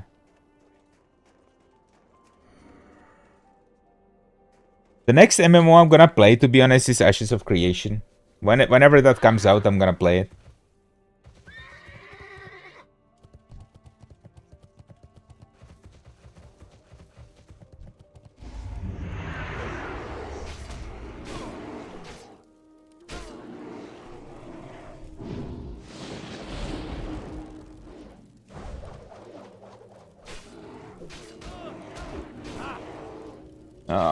Please! Yes, I made it.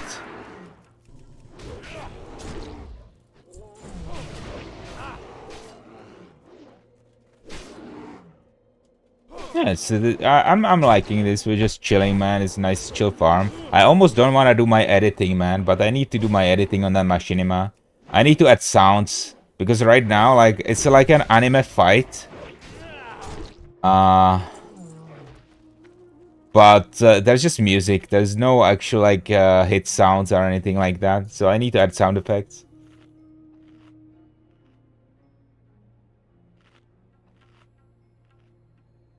I'm scared that putting it on stream right now will review bomb it because people doesn't know that the devs are doing their thing. Ashes of Creation, I mean, yeah, I'm not really worried about like being like review bombed or whatever. Oh, Steam! I thought you said stream. Yeah, Steam. Yeah, you're right. I agree with you. I think putting it on Steam is a wrong decision. I'm on with you. I'm in it with you on that. I don't know why they're doing it. I'm not a big fan of like labeling it early access. I think like early access versus alpha versus beta, it's like they mean different things to people. And I'm also concerned about having it in alpha and beta for such a long time that the people who will have their hands on it for such a long time, you know, they will have advantages. They will have the knowledge over the people who come into the game whenever it launches for real.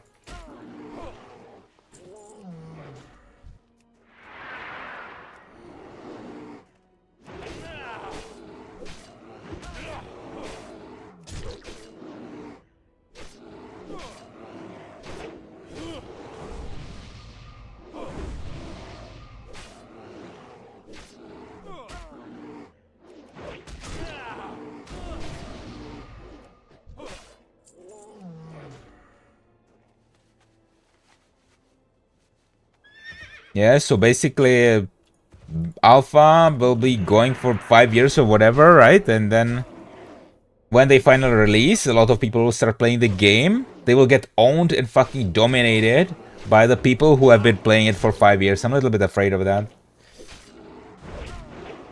Go to Rune Escape to WoW, that's a pretty funny one.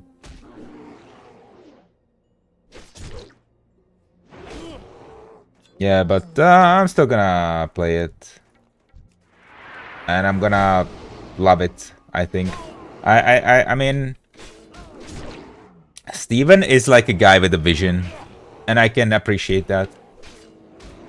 I don't think he's trying to scam anybody. You can see the passion he has for his game, right? He's not trying to scam anybody. It's not a guy who's trying to scam, right? I think who's trying to scam, There were like MMOs, like the Chronicles of Illyria or whatever. That was a scam. Yeah, I really hope it will be good. Been hyping it for years. The class system seems like the best out of every MMO right now. Yeah, I'm only worried about one thing, you know, and that is responsiveness of the characters. It seems like there's a slight delay when you try to turn. And I think they need to make the system more like WoW, right? Where the character movement is really responsive when you want to turn, where you want to like jump, you know, it doesn't do like a weird delay, but it responds instantly. Because that can ruin a game. And it seems what Ashes of Creation has, the movement, it really sucks right now. It looks really unresponsive. And I think that's number one before anything else. They need to work on that. And their animations, I think they're also like, they did some like testing with like 400 players in sieges and whatever, right? But that's before they added all the ridiculous spell effects. I think they need to tone down their spell effects a little bit. I think realistically it's gonna be like you see only your own spell effects, and the other spell effects are gonna be kind of cold in some way, right? Well, in like a large scale PvP, but I think they're still a little bit too flashy. Like for example, the ranger spell effects. They're like insane. The warrior spell effects, or whatever that class is called, they're pretty good. Like the whirlwind, I really like the whirlwind. But the ranged, like, ranger green is kind of crazy.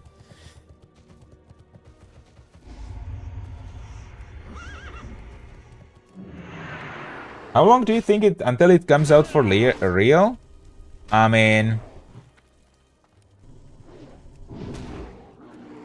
my guess was gonna be 2 years, but I know it's gonna be like at least 3 years.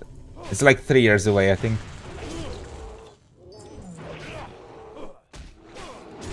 I think that's the best guess.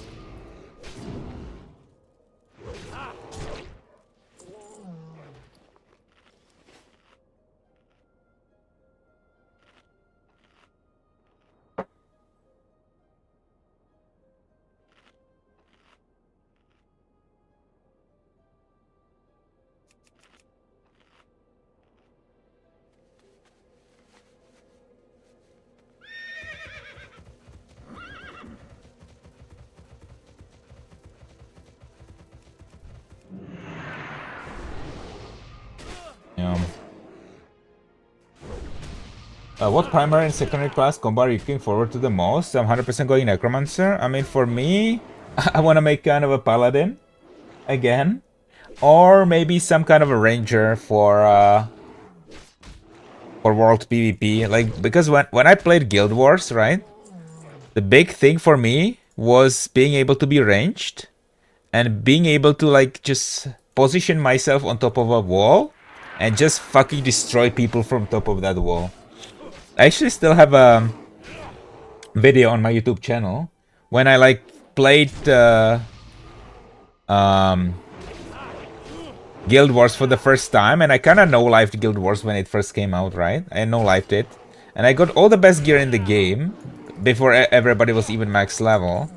It was called Exotic Gear, and I was a ranger, and I got the basically glass cannon version, right? Because there were different stats that you could get.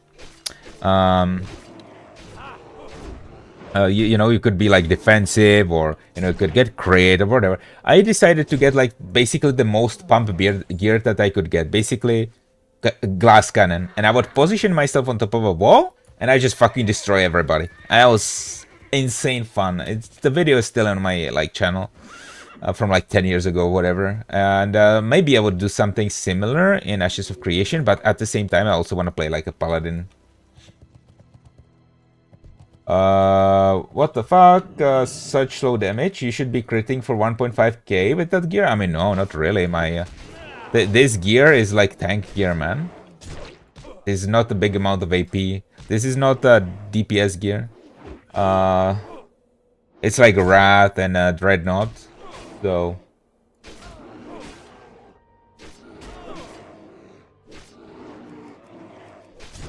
Rift was sick when it was live. He was a tanky necromancer type. I didn't play Rift actually. But yeah, I think it's called like a high sword, where your primary is a warrior and your secondary is a cleric, right? It's called a high sword, and then yeah, that's I think the one. Primary warrior, secondary cleric, and that's basically a paladin, right? It's not called a paladin though. Like what they call paladin is guardian and cleric secondary. Guardian primary, cleric secondary.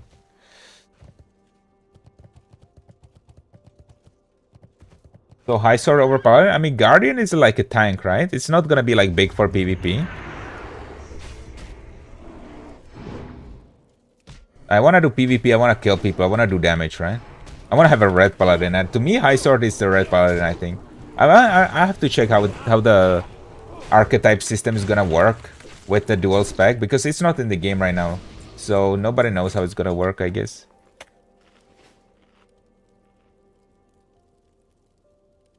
Either way, I'm gonna take at least a month off of work when that comes out, bro. I'm just gonna play Ashes of Creation. Fucking good times, man. I hope it doesn't overlap with like a WoW expansion, or I'm gonna be pissed. Bro, if Blizzard makes it so on purpose that they do some kind of big content release, like an expansion when Ashes of Creation comes out, I'm gonna be so tilted.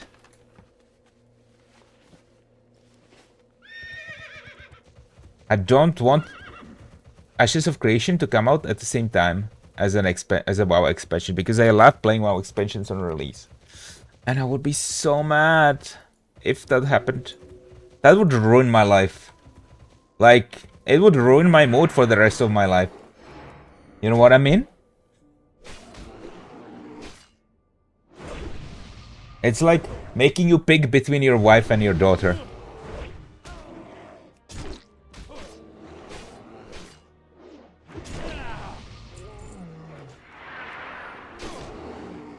That would be horrible.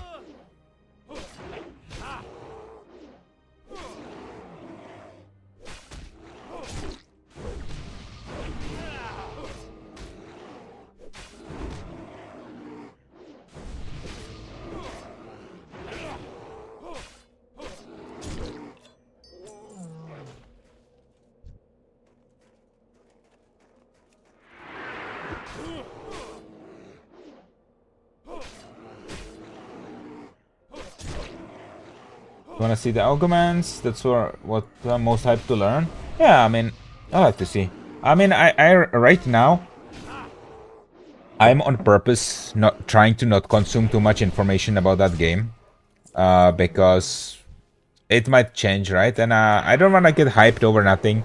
I'm just gonna wait till it releases, and then I'm gonna learn everything as I go. I'm gonna be at a disadvantage at first, I guess. But still, I love just not spoiling myself too much about like different MMOs, not trying to... You know, basically it's delayed gratification, right? You have fun when it comes out for real. If I was to jump into the alpha right now, I would ruin it for myself, because I would play an unfinished version of the game, and then when I actually end up hopping in, I would already know everything. Or most of the things. Oh no, I think somebody got the Rich Thorium Vein over there. Oh no, it's still there. Okay, perfect. We can't see what you're looting? Really? You should be able to see it. I mean, it's because I looted instantly, but it's like, when you look at the hardcore WoW, you see if I open the loot like this, you can see it right now, right? This is where you will see it. In this little window down here. This is the loot window for the vertical stream. But it just goes away instantly because I have auto loot on. Like, if something interesting drops, I will show you. Barely? Do you need it to be bigger?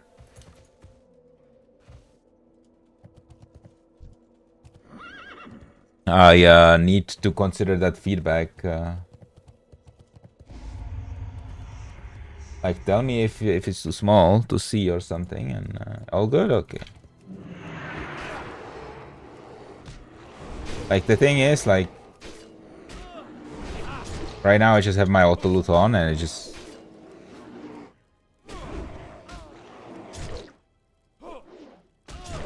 Yeah.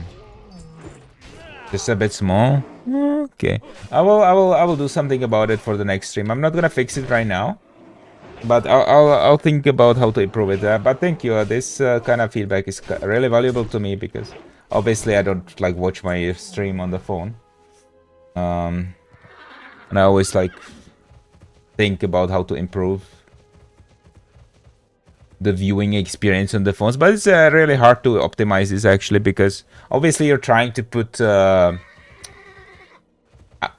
16:9 aspect ratio game onto a 9:16 aspect ratio screen, which is not easy to do, right?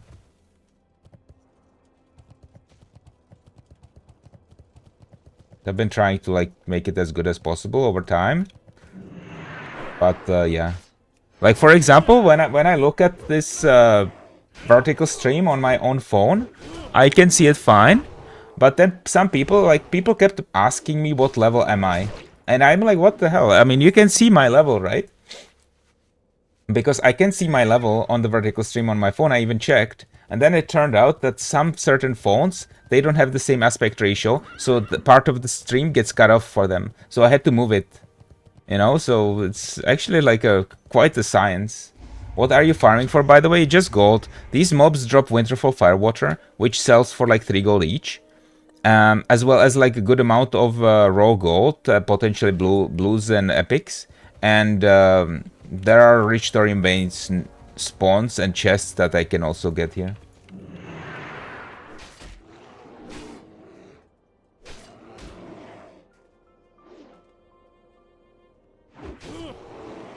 And the reason why we're farming is Blackguard and Frost Resistance gear for Naxxramas.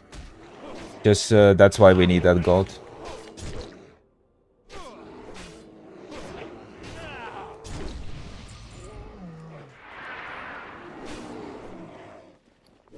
And yeah, once in a while I do a stream like this one, even though it's like not the most engaging content, right? But it gives me like a chance to talk about stuff. And I don't even need to look on the screen most of the time, right? Because these mobs are really easy. They're not gonna kill me. Even if I DC, right? They're not gonna kill me. And I don't really have too many places where I could die from fall damage here or anything like that. So this is like ideal, like AFK brain. Just completely turn the brain off content and I can talk to the chat. And talk about random shit. So it's really great for that. It's like a complete opposite of the raid where I have to be locked in and I like can't even talk to the chat at all, or like most of the time, right?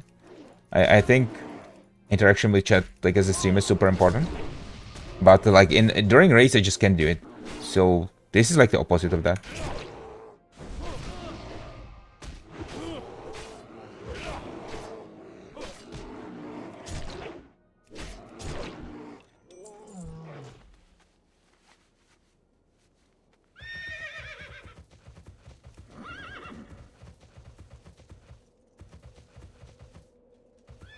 I think there's a druid here, but I think he's only doing the quest. So hopefully he gets out of here soon.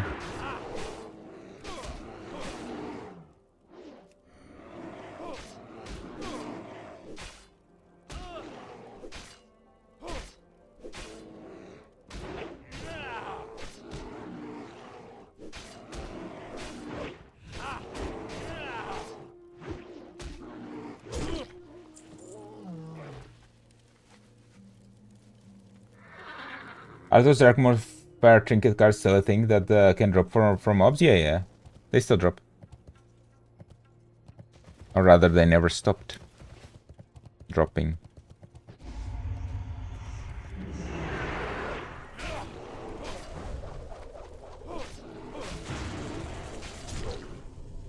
Shit like this is why I wear the nature resistance gear here. Double shaman pull. It can still get scary. I imagine you're DC in this situation.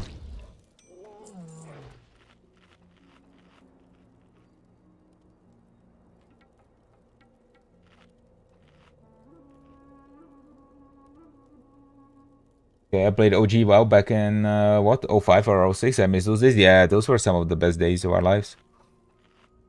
Back when Vanilla WoW released for the first time, there were no social networks, barely any YouTube, you know. All the videos were on warcraftmovies.com. Fucking, no, like, almost no Facebook, right? Facebook came out, it was out at the time, but, like, really nobody was using it, right? No social networks. The extent of social networking was MSN Messenger.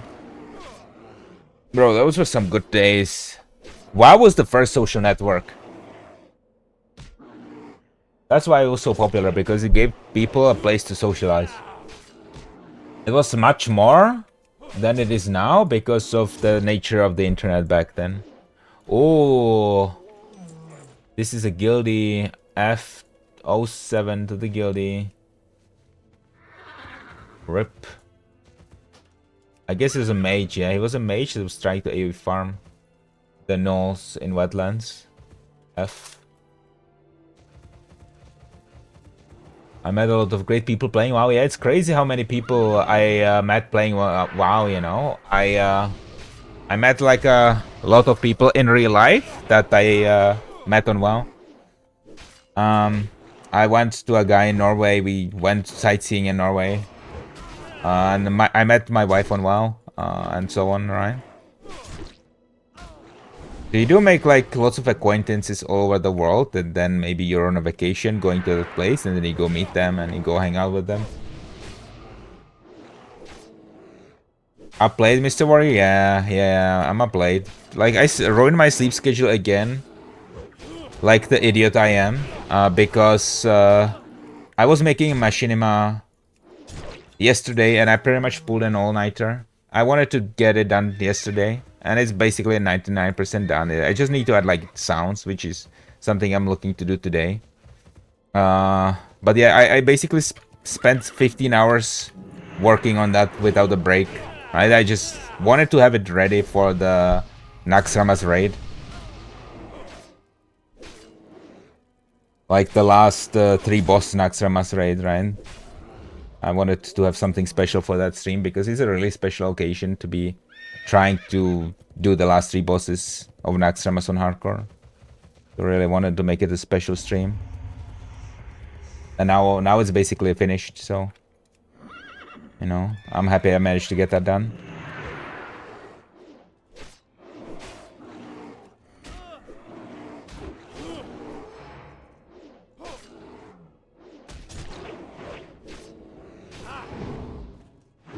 And now it's just pretty much raid prep. What we're doing right now is raid prep. I'm gonna farm these guys for like 10 minutes, and then we're gonna change the farm spot. We're gonna farm some Juju Ember and Juju Chill. Cleared Nax, or how many bosses have you killed? Well, we've killed 12 bosses in Naxxramas today without any deaths, so that's really good. And then on Tuesday we're gonna finish the last 3 bosses with all the world buffs when Darkmoon Faire comes out. You know, Darkmoon Faire comes out on Monday. So on Tuesday, well, Monday's today, right? So Tuesday, which is basically tomorrow because it's like 5 a.m. on a Monday now, we're gonna get into Naxxramas, and we're gonna clear the last 3 bosses, hopefully without deaths. And if not, it will have been great either way, right? Even if I die, I'll be happy that I got this far on hardcore. And if we clear it, it's even better, right?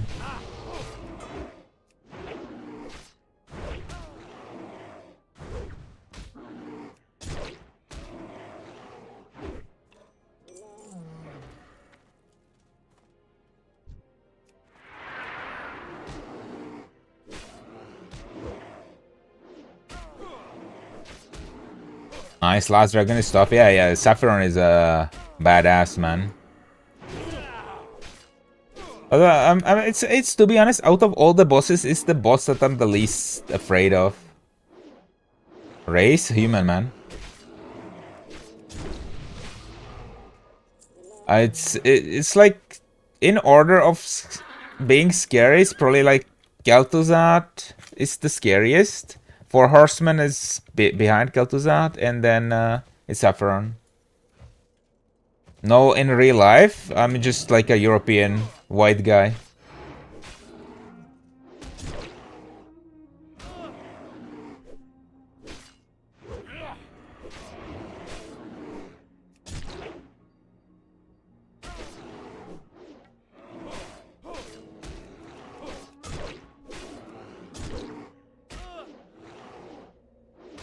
And Four Horsemen, I mean, they're definitely a scary thing. Especially, like, since you can always have griefers, like Tiny Violin, right? And they can just decide, like, to wipe the raid. So you have to have, like, a lot of trust in your guild. Do raid resets on Tuesday? I think in America they do. On US they do. But in Europe it's Wednesday.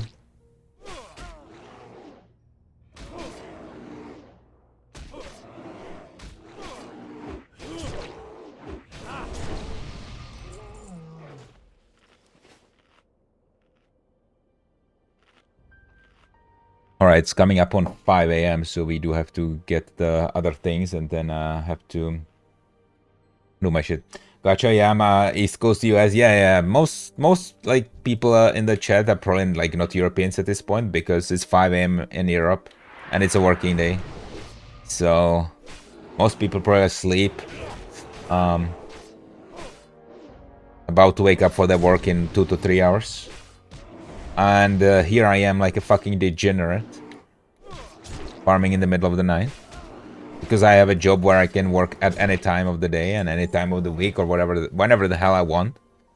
As long as I get the shit done. So it unfortunately allows me to indulge in such degenerate behavior such as playing at like 5 a.m. Which I don't know if it's even good, right? It's like, alright, I have the freedom to do it, but on the other hand, that means I can do it, which means I will do it. Which means it's really bad for my health. I'm about to crash, gotta work. Alright, bro. Have a good one, man. Well, must be nice. You must not have kids. No. Unfortunately, I do not have kids, but I do have a wife. I have a wife, and we've been trying to have kids, but unfortunately our fertility is a little bit bad. So the only option might be like IVF or something. It's like we want kids, but been a little bit hard for us, so that's the situation with that.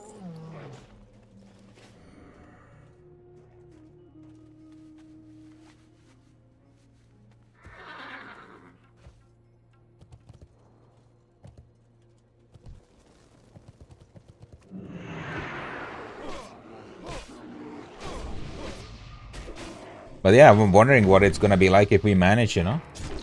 European here slept 12 hours last night, so not feeling sleepy at all. Huh? Nice, bro. Oh, fuck. I couldn't get enough range to intercept because there was a fence. Yeah. Like, I've had this job where I can work whenever I want all my life, except for 3 years. When I got like a really good contract, which was actually 9 to 5. So I did that 3-year contract and I ended up like getting so little sleep because I'm used to like staying up all night, you know, and it was really rough for me to get up in the morning. And I ended up getting like so little sleep that I ended up getting like all kinds of neurological issues during those 3 years from the lack of sleep, like muscle issues. I thought I was, like, knock on wood, I thought I was gonna have ALS, you know, that horrible disease, and then it turned out that I was just having like problems with the lack of sleep, so it was causing problems similar to that disease, but I didn't actually have that disease. Keep working on it. Good luck on clearing next tomorrow. Peace out. You'll see you, man. Have a good one, bro.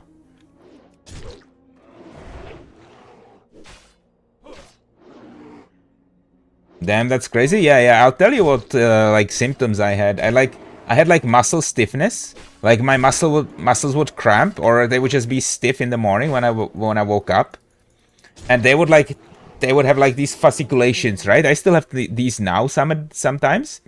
So it would like the muscle would like move by itself in like a spot. It would be like twitching, right? And that would depend on how little sleep I got. And then some of the muscles would like even atrophy a little bit. They would like become weaker, and a couple weeks later they would regain the strength, right? And there's like, I thought I was literally like, I was fucking freaking out. I thought I was about to become basically like paralyzed, because that's the disease that Stephen Hawking had, right? And I was fucking depressed for like a year because I thought that's what I had, right? And the doctors, like, they can't tell, you know, if it's that until it becomes like a certain stage, or until a certain amount of time elapses. Because for me, you know, like, people usually get paralyzed within like 2 to 3 years, and or they at least one of their limbs, you know, becomes paralyzed in the first year, and then it kind of spreads from there. But for me, like, I was only having like the initial symptoms, so it like took me like a year and a half before I got out of the health anxiety, because by then enough time had elapsed that, okay, I would have been paralyzed by now, and now it's been like a year and a half. Now by now it's like much longer than that. Now that I'm running in on my 3rd year since the symptoms started, and I can still move, I can still climb the stairs and shit, right? But I'm like, if I don't get good sleep, I still get these neurological symptoms, which makes it, you know, which goes to show how important sleep and good sleep schedule is for your health. That if you're without sleep for a longer period of time, or with bad sleep for a longer period of time, you can get like neurological issues like this, like with your muscles, with your memory, is like stuff like that. So wouldn't recommend it, guys. When you have insomnia, you definitely become more paranoid. Yeah, I mean, yeah, no, the thing is, the symptoms that I was having were basically almost like that disease, and the only symptom that I didn't have was paralysis, and that's what, like, oh, when is it gonna happen, you know? And so, luckily it didn't happen, thank God, man. Fuck, that was scary.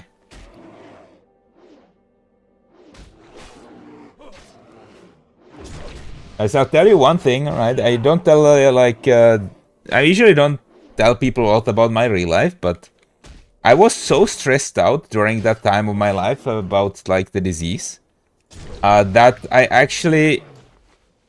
I didn't, it's not even like a anxiety attack that I got in the middle of the night, but I got ventricular tachycardia from stress, which is like a heart condition, which is like your heart goes into an arrhythmia. It can actually kill you. I woke up in the middle of the night. Luckily, my wife was with me, and I was feeling really sick. Like, I was hyperventilating. I was sweating, like cold sweating, and I was feeling extremely dizzy. And I was like, I wanted to throw up. I wanted to go into the bathroom. I emptied my bowels. I almost emptied my stomach as well. And I was basically feeling like I was dying, right?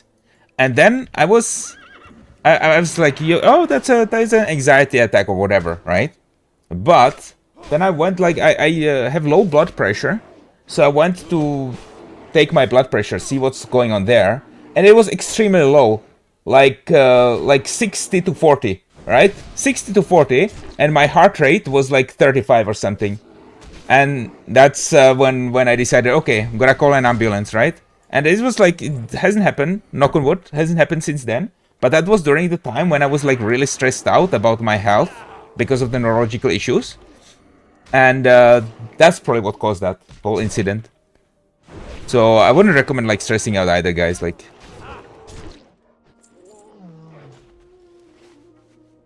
but anyway, that says fucking grim. Okay, I don't want to talk about that anymore. Let's get that fucking Ristorian vein.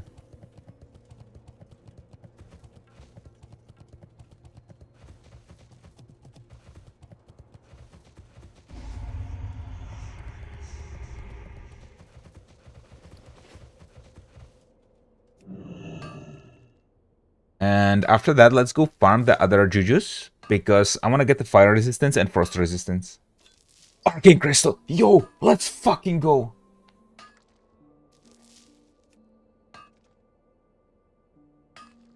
Holy shit, man. That's great. Okay, we've made a lot of gold. That's a nice way to end the farm, man, of the box. A nice little arcane crystal. So how much have we made, really? Like, okay, so we made about 20-ish gold in just raw gold. A little bit more after we sell all this, which I guess is gonna amount to about 30 in total. 30 gold. Then this thing is probably about 20 gold, I would say. So that's 50. Then we got 6. No, we got more than 60. We got like 18 of the firewaters. So that takes us to 100.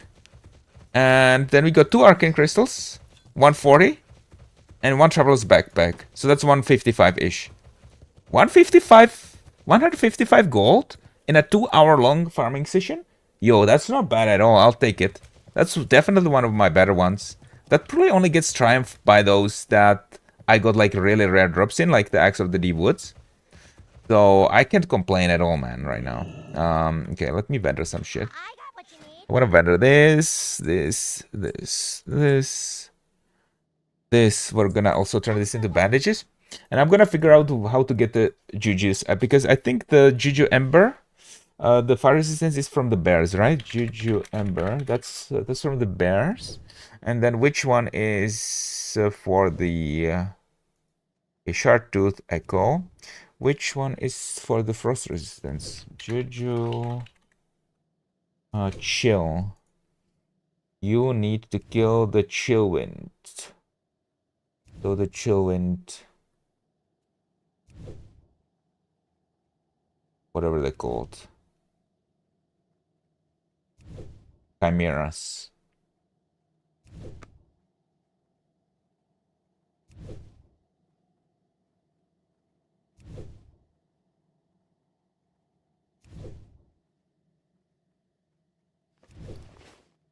Alright, so, I mean, we don't need that many. We just need like 1 stack.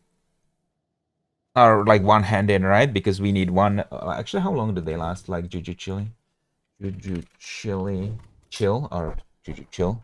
Lasts for 10 minutes. I mean, so if we get like 3 of them, it's totally fine. But maybe we farm a little bit more than that.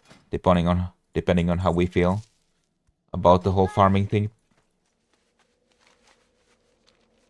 So I'm thinking, yeah, just farm as much as we feel like farming, but 1 stack of each minimum. Like not full stack, but like 1 hand in, I mean. Because that's something that's absolutely required. Well, not absolutely required, what am I even saying? I'm becoming like one of these classic candies that min-max everything, but it's basically a buff that you can get for free. That's a defensive buff, right? So 15 frost resistance and 15 fire resistance, which is very welcome.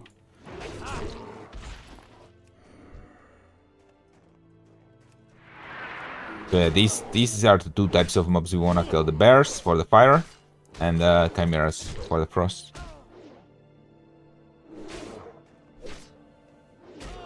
And then I don't know how many you need. Maybe need like 5, or I don't know actually. Let me see. Should you chill?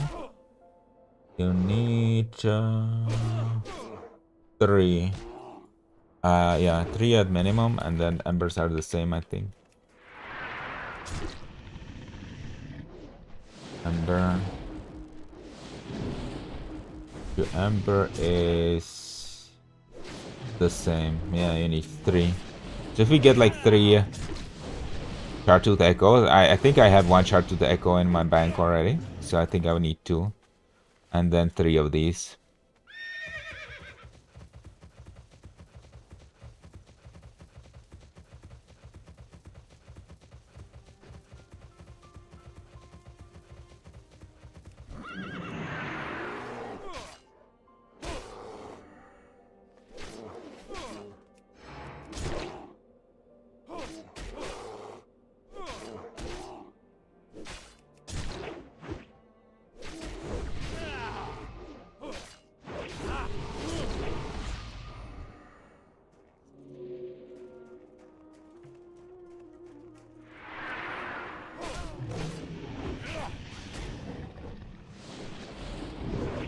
The drop rate on these seems to be pretty low, actually. I never farmed this back in the day, you know, and even right now. I'm only farming it right now because, well, it's Kel'Thuzad, right? Pretty important. Maybe we farm 6 of these, and the embers, well, 3 embers should be good for like 3 weeks of for Naxxramas. Is this anniversary? Yeah, this is anniversary, man. Welcome to the stream, by the way. This is Soul Seeker. That's the realm.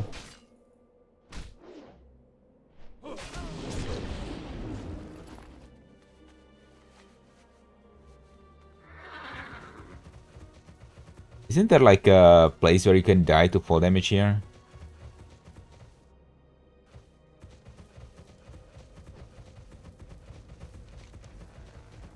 No, it was in that direction actually. I love WoW, me too, man. Me too. I love WoW too. Oh, I still have the nature resistance gear. Ah, doesn't matter. I mean, these guys actually do some nature damage, so might as well. No point going back.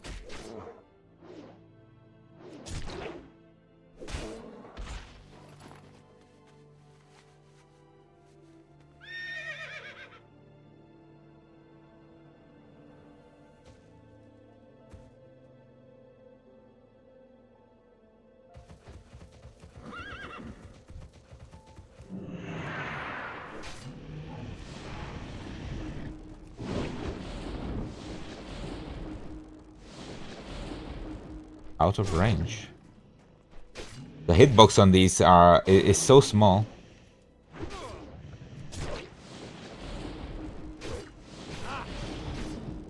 A questionable decision by Blizzard to make the visual circle, the representation of the monster, different from the size of the actual hitbox. I think that's kind of an L, right?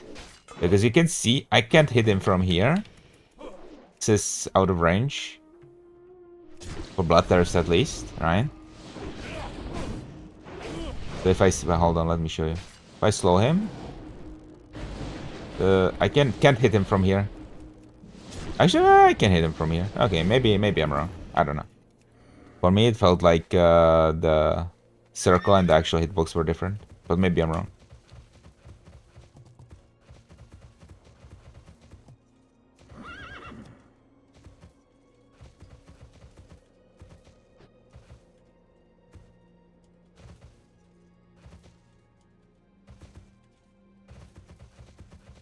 Yeah, around here is like where you can die from fall damage. We have to be careful.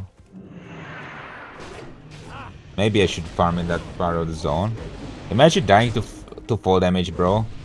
One night before you go kill Kel'Thuzad for the first time on hardcore after playing the game for 1 year. Bro, that would be crazy.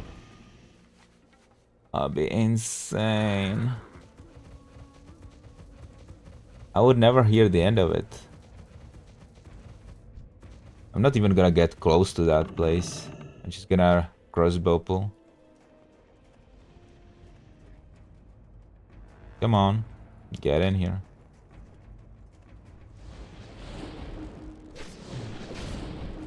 Oh fuck, I missed the trap too, bro. These guys are pretty damn fast, to be honest.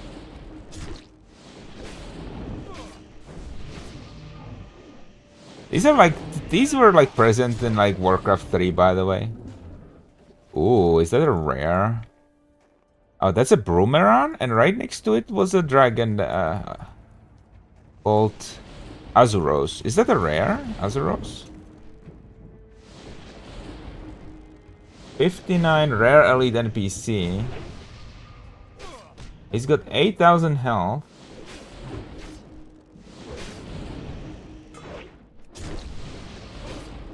Huh, it is a rare. Okay, I'm not about to kill a rare here, okay? Not today. Other times I would do it. This is like an elite guy, and he's got like 8,000 health. I'm sure I could kill him.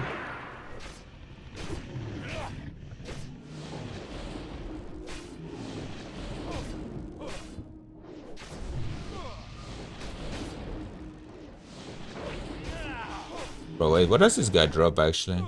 Just garbage.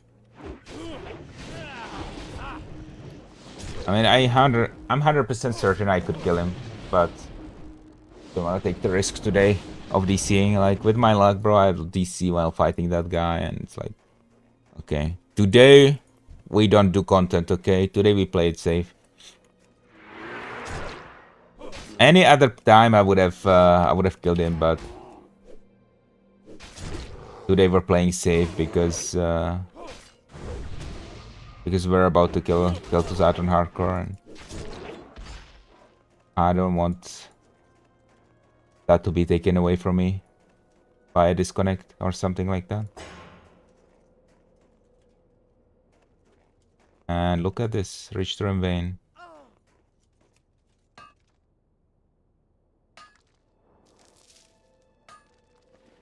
Just for me.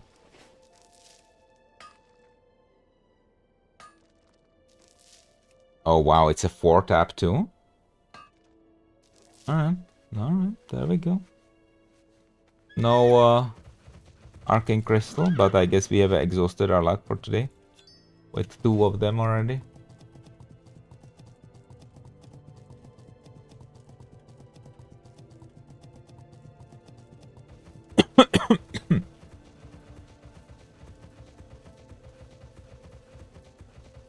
Alright, man. Where are the bears? I just need 1 more Shartooth Echo. And then probably about 6 of the Chillwind Echoes. Let's look around. What's your class? I'm a warrior, man. Okay, we don't want to deal with the Moonkins or anything like that. That's not what we're looking for. Honestly, maybe it would have been better to farm the Furbolgs instead and just sell that and use the profits for buying the Echoes, but fuck it. Let's farm this directly. It's like a RPG thing. You farm for the item that you're going to use later instead of doing something more efficient and selling that and buying the other item on the auction house. Feels like more of an RPG element,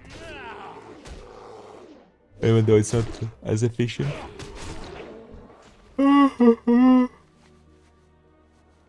Come on, drop some of these echoes though, yo. What are we doing? What is the drop rate on this? Are you farming a Winter Spring? Yeah, that's right, man. I'm trying to get the fire resistance and frost resistance buff, you know, for tomorrow. Oh, well, not tomorrow. It depends how you look at it. Could be tomorrow or the day after. But Tuesday, I'm raiding Naxxramas Hardcore last 3 bosses, and I need fire resistance for tanking High Lord Mograine, and I need frost resistance for Sapphiron and Kel'Thuzad, you know. And these buffs give you 15 each, so they're really nice to have there.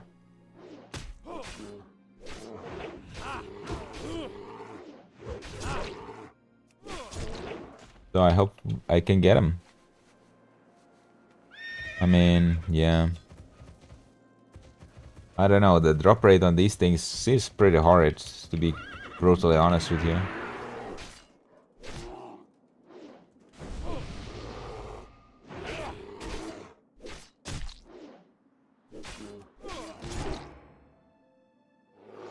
To be brutally honest with you, they fucking suck. Not gonna lie. Killed so many bears, I only got 1 so far. And I don't have a single Chimera one. I don't even know where the Chimeras can be found. I've like never like done Chimera farming.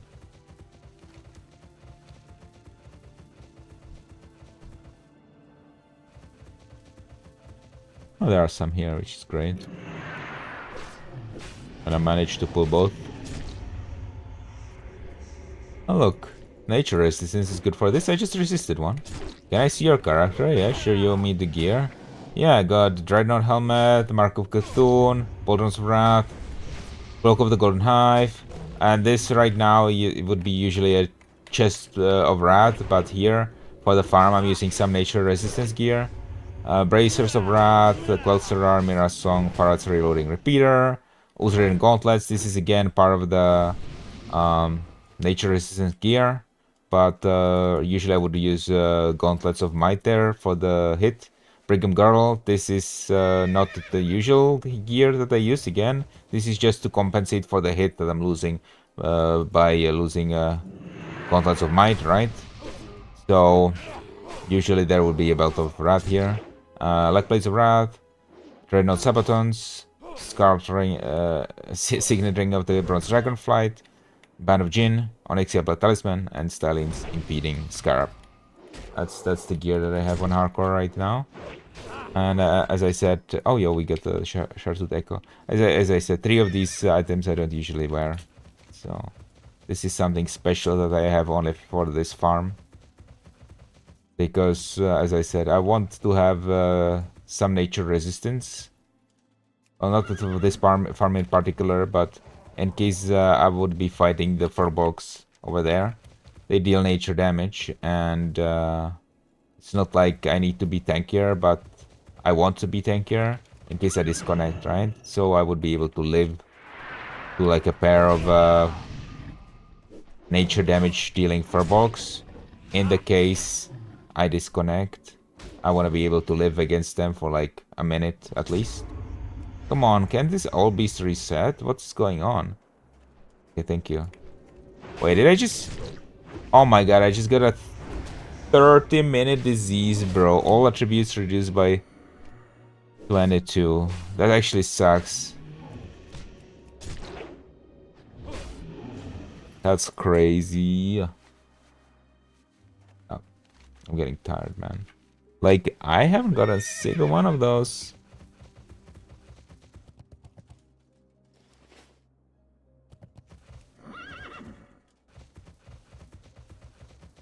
Brother, you said you were gonna pick me up from urgent care 20 minutes ago. What are you doing on live again? Good one, bro.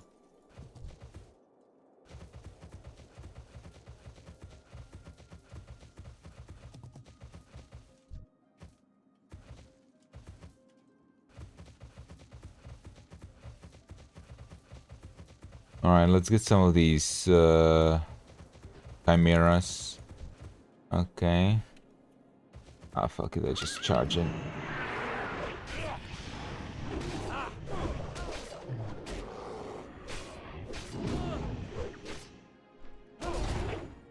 Bro, I don't really want to now like buy them off the auction house. Right now I'm pretty stuck just in Winterspring. Because I don't want to like go into Winterspring again, right? Oh, row, and he didn't drop it. What is the percentage on these? These are pretty damn rare, I'll be honest. Looks like we'll be here for a while. So I'm definitely not getting like 6 of them like I originally planned. I'm just gonna get 3 and I'll be done with it. We do have 3 of the echoes because I have 1 more in the bank of the bear ones, you know, but I don't have a single one of the chimera ones.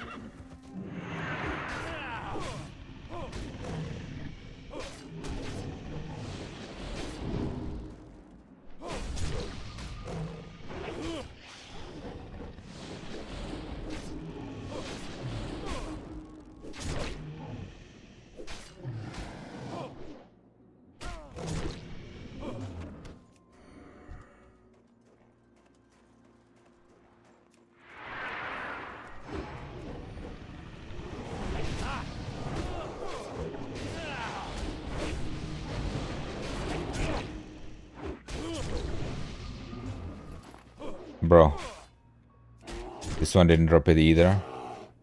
Insane.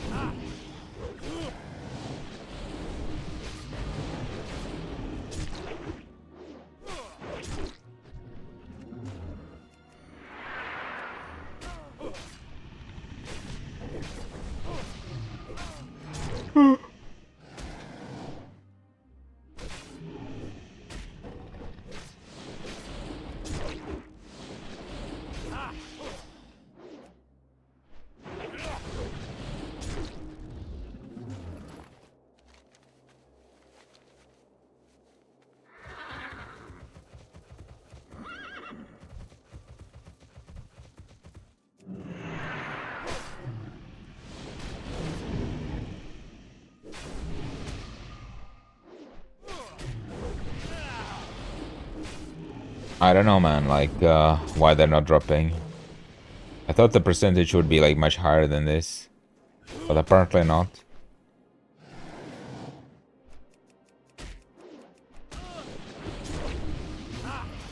Yeah, no drop, man. Damn. That means these things have to be pretty expensive on the auction house. That sucks. This is yet another consumable that I have to farm weekly now because we're gonna keep progressing on like Naxxramas, right? We're gonna keep doing full clears from now on.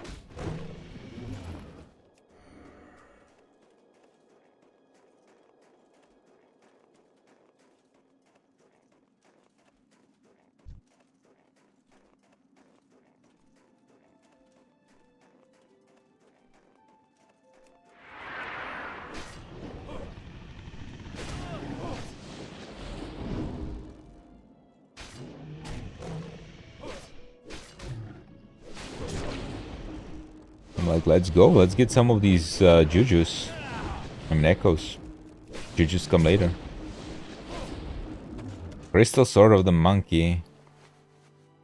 Alright, that's gonna be a good amount of gold, I guess, to the vendor. But that's not what we're here for.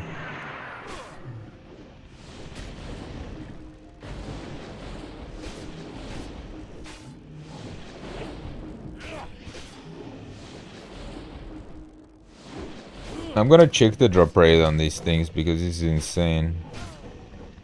It says...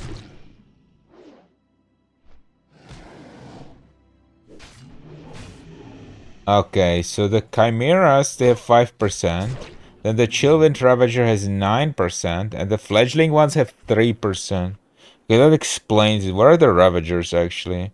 Okay, the Ravagers are north. Okay, so that makes sense. So there are mobs which have 10% drop rate, and I'm farming the mobs that have 5 and 3%. So that really explains a lot. So I'm gonna kill this one anyway, the 5% mob, and then we're gonna go north over there, where there are some high-level mobs that have like 9% drop rate. And then we should be able to get it much faster. Okay, the more you know.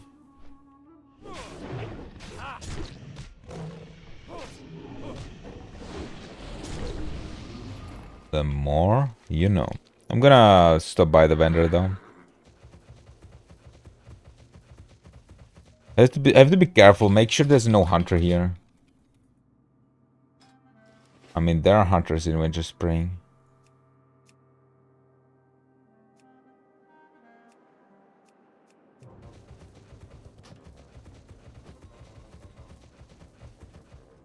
Because in this area, there's like a hunter quest where a hunter can do like a kite, right, for his Rogdelar. And if you get close to that mob, you'll get one shot. No matter what level you are, you'll die instantly. I don't think you can even petrate it. I think it goes through immunity. So the only answer is to run away. But if the hunter is trying to grief you on purpose, that can be hard. Like if you're fighting a mob, right? Imagine you're fighting a mob and hunter's running on top of you with like aspect. You're not gonna be able to get away. So you have to be careful that this mob is like not here.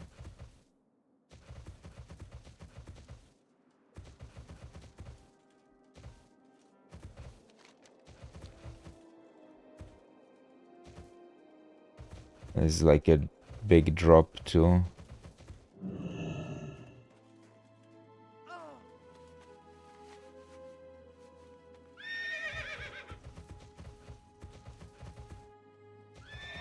Come.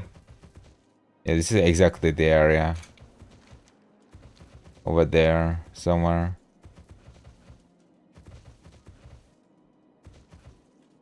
Where that hunter quest is, somewhere around here. I don't know exactly where actually, but I remember like back in the day I was helping somebody do it with like my buffs as a paladin, and like it was here somewhere. Okay, these Ravagers are the mobs that we're looking for. Get a good chance to drop the echoes.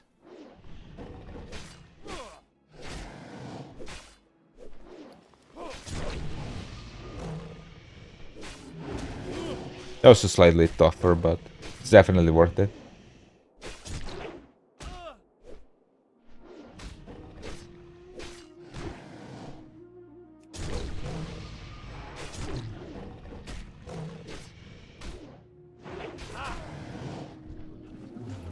Okay, we're still not getting any though.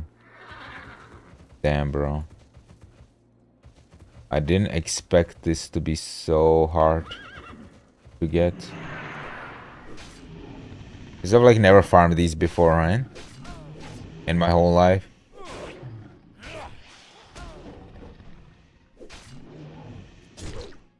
I'm finally farming them now for the first time. And I'm finding the hard reality, the harsh truth of farming Chillwind Echoes. That they're absolutely a horrible pain to get. That it's probably better to just buy them for gold on the auction house for like 2-3 gold per piece. Now I understand why they're so expensive.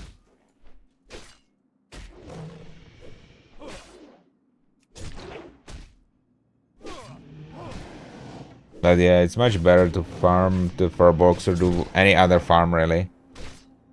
Because it's gonna be much more gold per hour than this.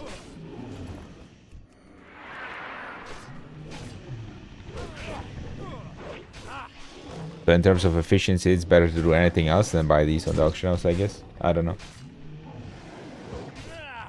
Like, because if everybody on the server would need these, if everybody on the server was doing Sapphiron, then these things would be super expensive. What's driving the price down? Like, people come here for quests or just do whatever, right? And then they get these randomly. They're not necessarily targeting them. And they put them on the auction house, but there's not enough of a demand for them. Because not everybody's doing Sapphiron, right? So they become actually pretty cheap. But if you want to farm them, you're much better off, I guess, putting your time into like gold per hour farms and then buying these.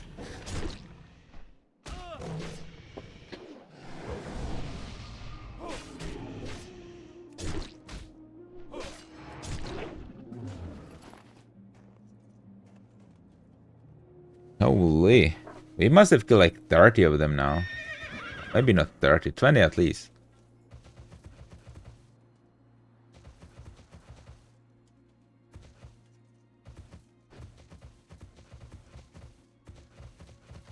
That's unexpected. I expected it to be just like a quick little farm at the end of the Furbolg farm.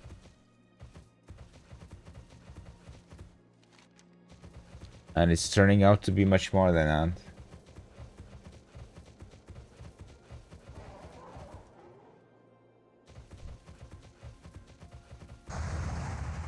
Bro, I didn't realize these mobs did a moonfire. I'll get like, am I getting attacked by a player? Yo, what? That was my first instinct, you know? Because I'm a PvPer. I'm like, what the fuck? Is a horde druid attacking me right now? I was getting ready to fucking intercept him. Honestly, I can't imagine. This has to be fucking fun to do like a Magora, man. Should I do a Magora, bro? Like at some point? Maybe like if I get my base, you know, and there's nothing left, maybe I can just start doing Magoras. Basically keep doing Magoras until I die. That'd be good content, man. But I need like different type of gear for that. I need tier 2.5 for that, you know. This gear would suck for Magora. I need like Might of Menethil, tier 2.5, you know. Slayer's Crest, maybe, from Sapphiron. Basically DPS gear, DPS warrior gear, right? Like, tank warrior gear isn't really gonna help for PvP, unfortunately.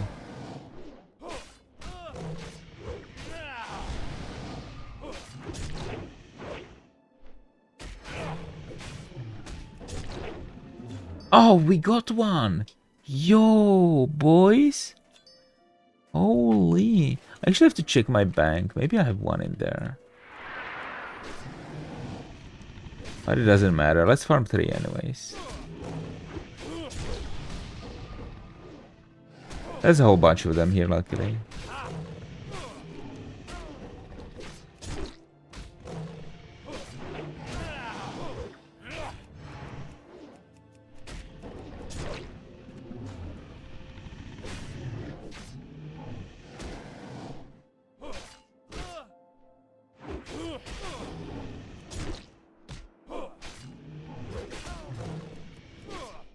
Is the hunters are still here? I think the probability that they're gonna be doing this quest right now is ridiculously low. Everybody has that quest hard already done. And they'd have to be like going for a targeted grief. I don't think it's gonna happen.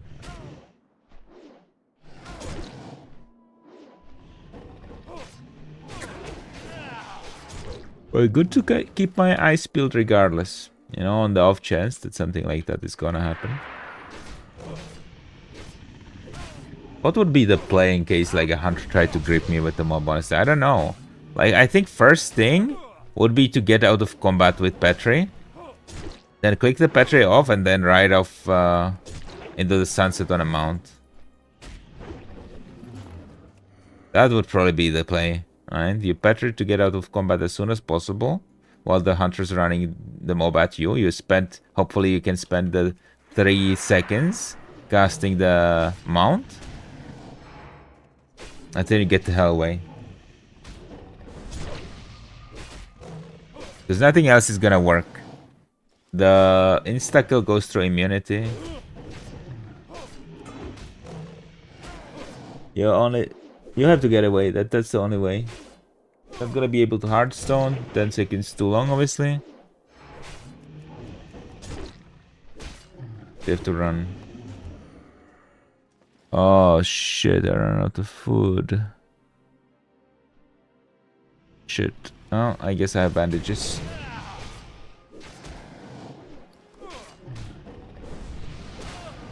I mean, I have the buff food, but I'm not gonna waste that. I'm just gonna use bandages instead. Fuck it.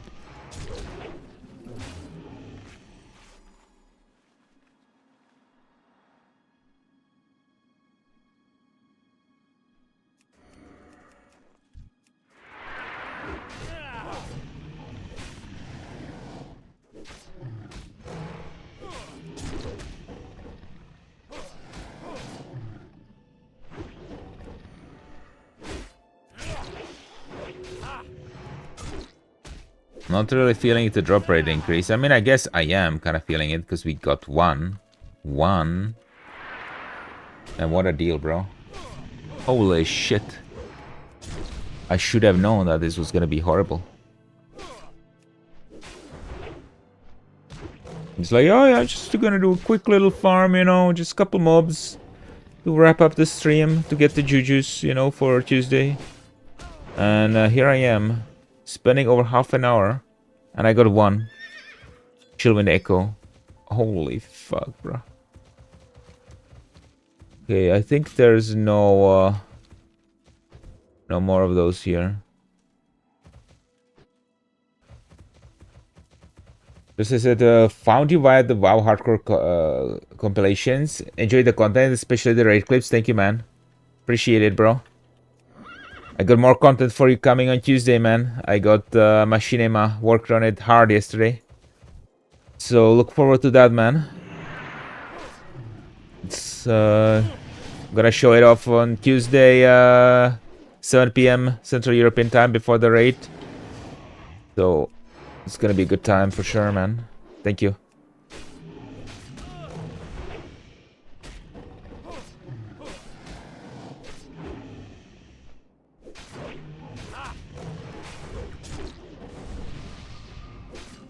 Lord. What are we even doing, man? Holy shit. It would almost be faster to just hardstone to Ironforge. Pick up the echoes from the auction house, then fly back to hand it in. Damn, yeah, you can see, like, because I got this Festering Rash, I got that like 10 minutes into the grind, so I've been at this for like half an hour already. With one single drop.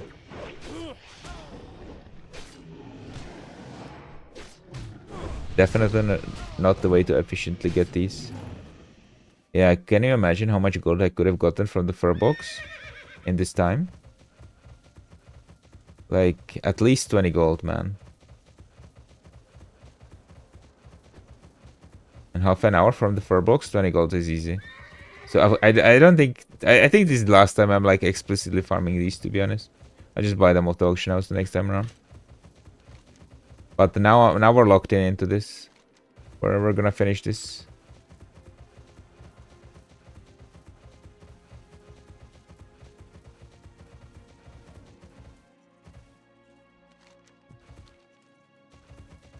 And all of these are dead now. And only the like bad ones, like low level ones, remain. So maybe I don't know what to do. If we wait for respawn or we... Oh, there's some more, okay.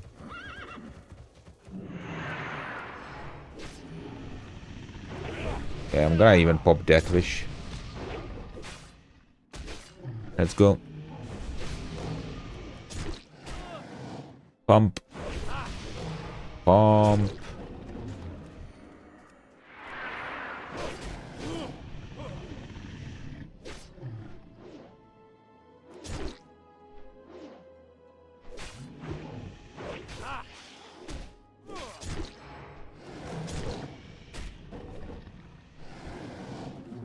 Okay, bro. I'm getting trolled by the game.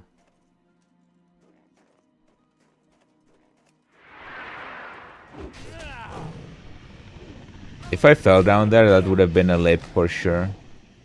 I wouldn't risk that fall. I would 100% lip it. Pretty, like... long way down, right? I mean, that would take me to like 10%. Not risking that shit, man. Not the night before Kel'Thuzad.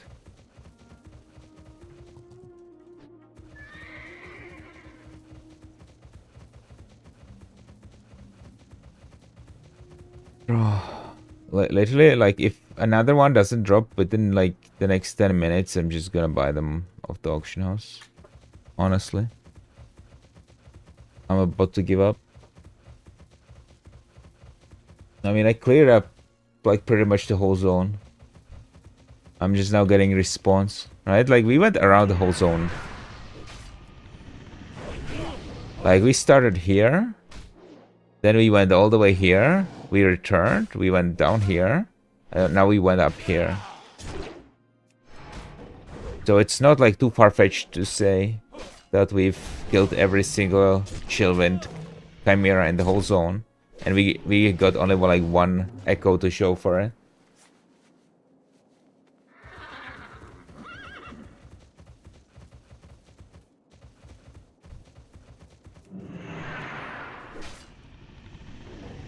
Oh, these are some more NPCs, I guess, for the Frost Sabers or whatever. I don't even know what these NPCs are, to be honest. Like, I've not spent almost any time in this part of the zone, like, ever. Like, this is the first time I'm actually, like, spending time in this part of the zone. Like all time, right? Because I really had no reason to spend the time back in the day. And no time to...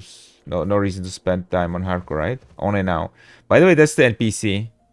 That's the NPC I was talking about. That's the hunter NPC that if a hunter activates and starts running him at you, if you get anywhere near this NPC when it's activated, you instantly die. Like, instantly. Through immunities, it does like 10k damage. And if you don't die to the 10k damage hit, then it does it again really soon.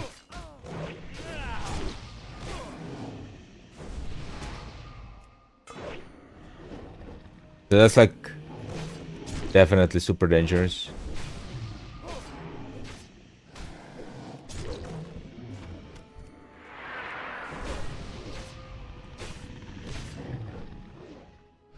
At least we're exploring this part of the map on this character, I guess. Like, maybe I should explore everything on this guy. Just for completionism's sake, I guess. I did it before, back in the day, but I guess it's been 20 years, might do it again, right? Like, but that means I have to, like, explore Orgrimmar. Orgrimmar is pretty easy to explore because you just take the side entrance. Just to go from up here and yeah, you just step in and run out. Never anybody there, like nobody uses the side entrance.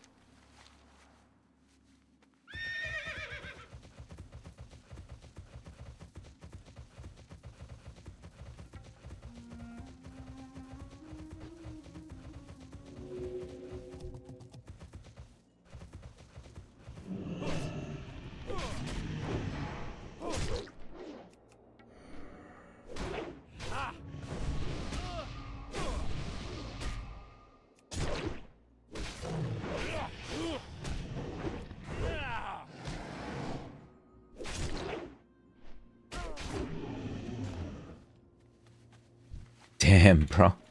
I'm about to lose my mind, actually. I was gonna do some editing. Holy shit, bro. What is going on? Just come on, just give me one. So I can keep going. So I have some shred of hope.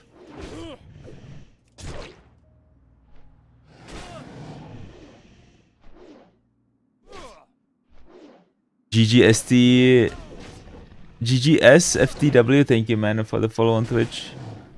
Appreciate it. Even though this is kind of crazy content right now. Just killing some random shit. But thank you for the follow regardless, man. Yeah, GG's for the win, that's what it is.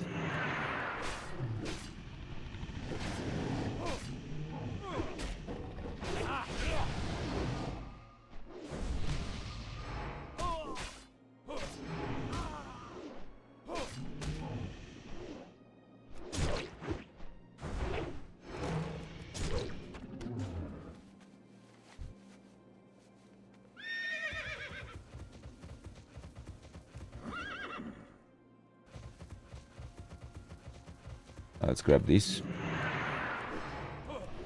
Deathwish, Glaive, let's go. Come on. Drop it.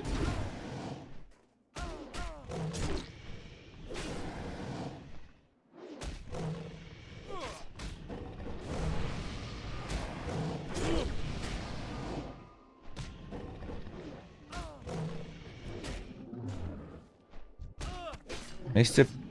Light Mobile OS RSS. I tried WoW long time ago. I was for the Horde. All was good until I went to do raids and my solo adventure was cut short, just like WoW adventure. So you didn't like the raids or what?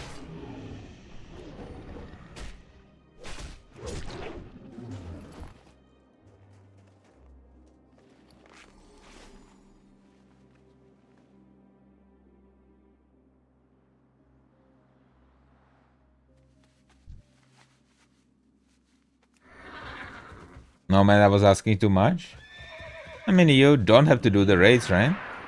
You could have done like PvP or something.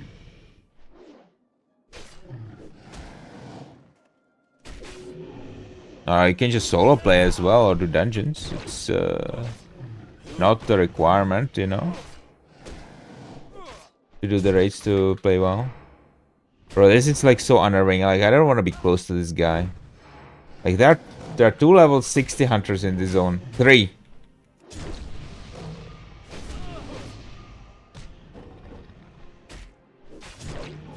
Oh, we got one. That's cool. That's cool.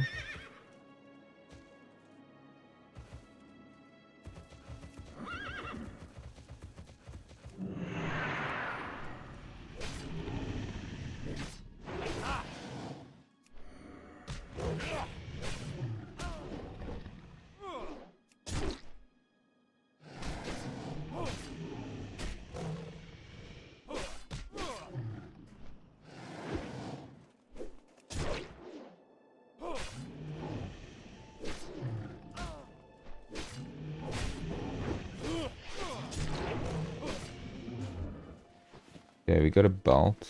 I mean, I'm gonna go check my bank. Maybe I have a Chillwind Echo. Maybe what I'm missing is actually a Shartooth Echo. Let me double check. I wanna be sure.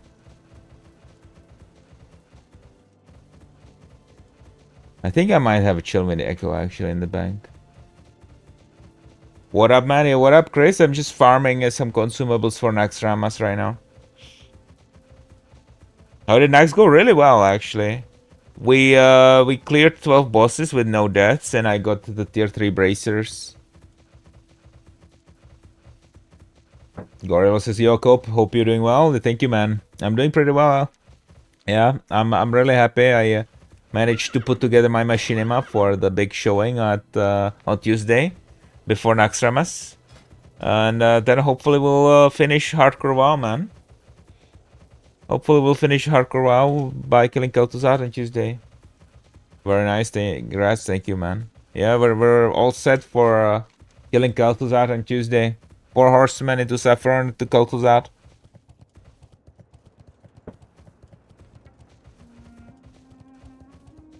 That was in 2008, friend. WoW was beautiful. Has kicked back in Stone Age. Metin 2 and Lineage 2. Yeah, back in the day, MMOs in general were great, man. But WoW was the best one, let's be honest there. Hype that's intense though, yeah. I'm also tanking the hardest hitting of the 4 horsemen. But I'll be allowed to go deeper for that, so that's big hype. That is a lot of hype, man. Keep it real. Solo farming on hardcore in the middle of the night is such a vibe. It is, man. I agree with you. Now let's see. What do we have in the bank? Hey, how you doing? We have Vitriful Echoes. Not what I want. I had a Chartooth Echo or a Chillwind Echo somewhere. I know it. Be good. Maybe it's in the mailbox.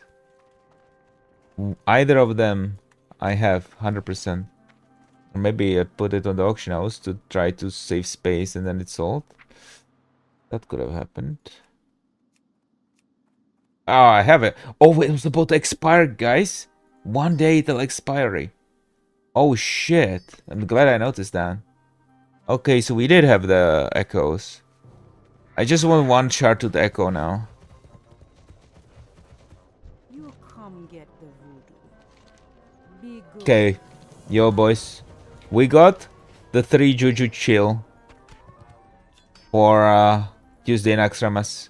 Now we just need like 1 Juju Ember, and we'll be ready. We'll be ready for Naxxramas. So each Juju Ember is good for one Naxxramas. I only need to use 1 every time, which is while tanking Alexandros Mogorin, because he does a lot of fire damage. So I'm actually gonna be tanking that in like mostly fire resistance gear. 1 like and a sub from me, and I wish you good luck. Great quality of the stream, by the way. Thank you, man. Appreciate it. Thanks for the sub and like.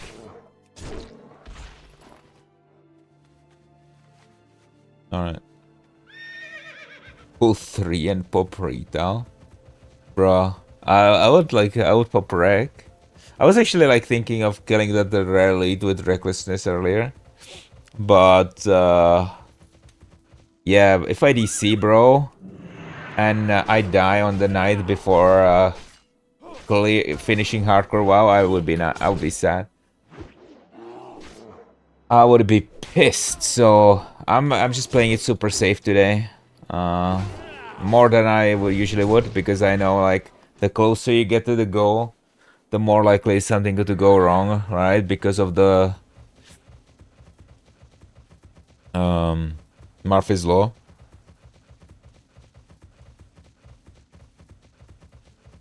Don't wanna make sure that doesn't happen, right? Like, I wouldn't even be sad about like not finishing Hardcore WoW because I died. But I would be sad about not being able to show the machinima that I made specifically for the purpose of hyping up the stream, where I finally go for Kel'Thuzad, 4 horsemen and Saffron. And I would be really sad that I put all the work into it and now I can't use it. But I don't mind like dying in Naxxramas, like trying to kill Kel'Thuzad. That's not a big deal to me. Like, I mean, I would be super sad, but not as sad as I would be if I died before actually attempting it. Like, I don't want like a shitty death. I want like a glorious death. We are insanely early today. We're actually late today. Sorry to say, bro.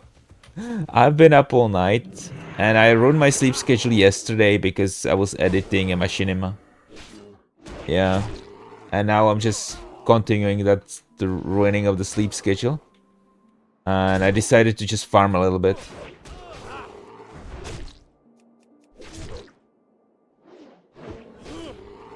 Does Recklessness, Retaliation, and Shield Wall share the same CD? Yeah, they do.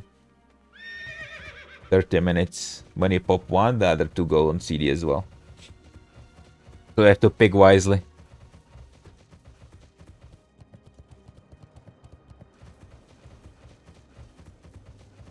Alright, so we're just going for the bears now, boys. We just need one of these echoes, and we're gonna be finished. Because then I'll have 3 Juju Embers. Honestly, like, next time around, I'm just buying it from the auction house, but, you know. At least we farmed it once by ourselves. So we know what it's like.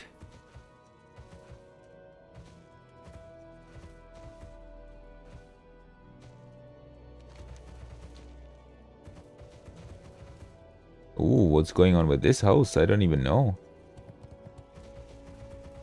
Yeah, I don't go to this zone a lot, to be honest, or to this part of the zone, to be specific.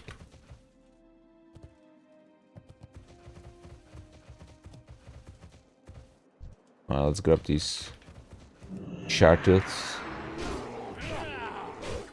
Hopefully the drop rate on these is a little bit better than on the Chimeras, but I think it's gonna be the same, unfortunately. So knowing that the drop rate increases with the level, we go to this part of the zone to farm them, because this part of the zone has the highest level shit, right?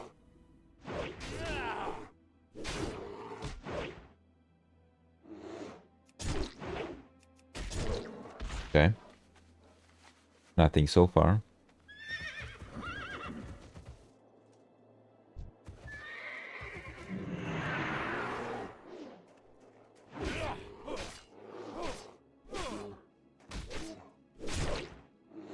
This zone seems chill. I've never been personally. My highest character is level 55. It is chill.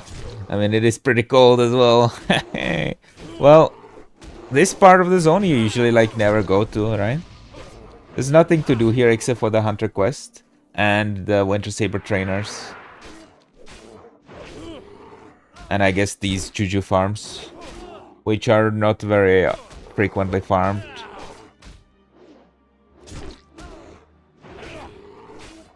Because there's not a high enough demand for it. Not chill by the fire water, guys. True.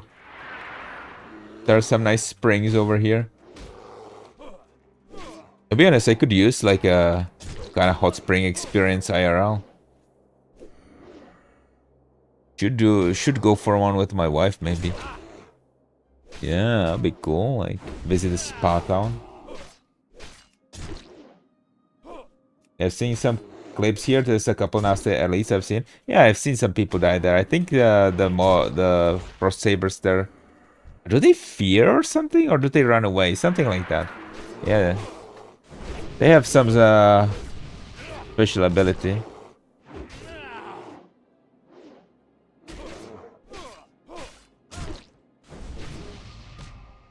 Damn, bro. Let's get that Shartooth Echo though. Because this is kind of a waste of time, right? Because they're not so expensive on the auction house. And I could have spent the whole hour. I can't believe I've almost been doing this for an hour. I thought it's just gonna be like quick little farm. After the fact, you know, after we stop the fur box. But now I'm finding out the hard way that it's not a joke of a farm at all. Just for 3 of each Juju. By the way, oh well, it is what it is. You know what it is.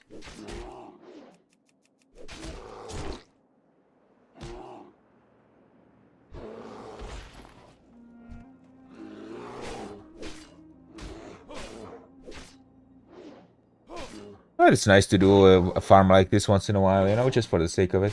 I'm waiting for Rested to finish 59 and 60 on my priest. Well, yeah, that's definitely where we're waiting for Rested is worth it. You know, if you have like a... That's kind of what I do as well, like indirectly, right? Because I play my ult and... Or like... Before the ult was level 60. I play the ult and...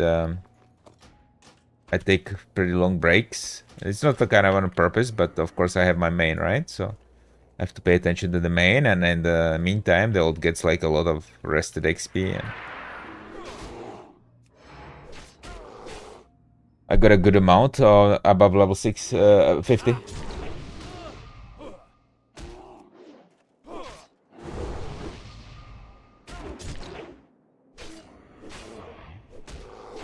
Guys do a demo shout as well.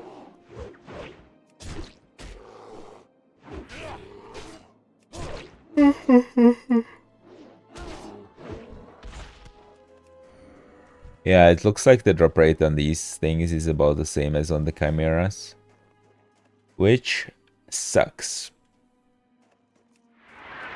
Guess we got lucky with the first two ones. But maybe we'll get an epic or something. Can you imagine we get some insane epic? Like, what can we even get from like a level 57 mob? Like, what's the best thing? Like, I think these are too high to drop edgies, right? Like, edgies are not gonna drop off of these. So what's the next best thing? Next best thing, yeah. Crawlblade, yeah. Crawlblade probably. Axe of the Deep Woods. Some, or like, oh, we got it. Shattered Echo, like, or like a Petri Flask recipe. Do these guys drop Petri Flask recipes? Yeah, Juju farming is pretty random drop rate. Yeah, it's like, I never knew, you know, because I never farmed Jujus in my life. But now I can see that this is pretty ridiculous. So next time we'll just buy it off the auction house. Well, now we farm it ourselves, so we can be proud of ourselves. Because for the first Naxxramas hardcore clear, we farmed our own Jujus. And we're never doing it again. I prefer the Purbolgs.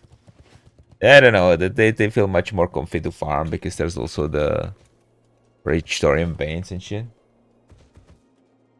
We used to farm as a group. I think you can all loot. Yeah, that's true. That is very true. I sometimes farm the giants there with a group, and everybody gets the echo when it drops.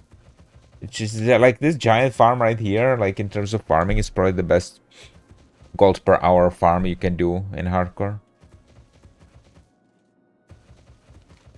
You need a party of 5 for it though. I mean, you don't, but it makes it faster the more you are, right? The more of you are there. Okay, so let's sell this crap, and then let's sell this setup on the auction house. And then I'm gonna call it a night. I'm gonna do some editing, and I'm gonna, in general, just prep for the Nax run. But yeah, we're pretty close to being prepared. I just have to find a crafter for my frost resistance gear. Okay, Shard Tooth. Okay, we got our Juju Embers. Now we're set for 3 weeks of 4 horsemen. Okay, and this is only for one. This is only good enough for 1 week. The Juju chills for 1 week of Naxxramas, because you need 2 of them, right? You need 1 for Saffron, 1 for Kel'Thuzad. They only last 10 minutes, so... Oh, actually, yeah, no, they last 10 minutes, yeah. Nice, Katie going down, yeah, on Tuesday, hopefully. Let's see. Let's see. I have to make some macros to remove my, like, health buffs. Having to go to work after a sick week is the saddest day, yeah. So, man, at my last job... the one that I was at, like before this one, that was the 9 to 5 that I was at for 3 years. I actually had to bring a doctor's note if I was, you know, sick for more than 1 day. Oh no, it was like more than a couple days actually, not more than 1 day, but like more than 2 days. And once I was so bloody sick, I had like 39-degree fever Celsius, and I actually had to go to the ER, right? I knew it was gonna get worse, but the only purpose I was going to the ER for was the doctor's note, and it made it so much worse that I actually had to stay home for 2.5 weeks because of how much it had made it worse. Holy shit, man. Because it was like winter at the time as well, right? So, don't they see it online? No, that was... I had to get it in person.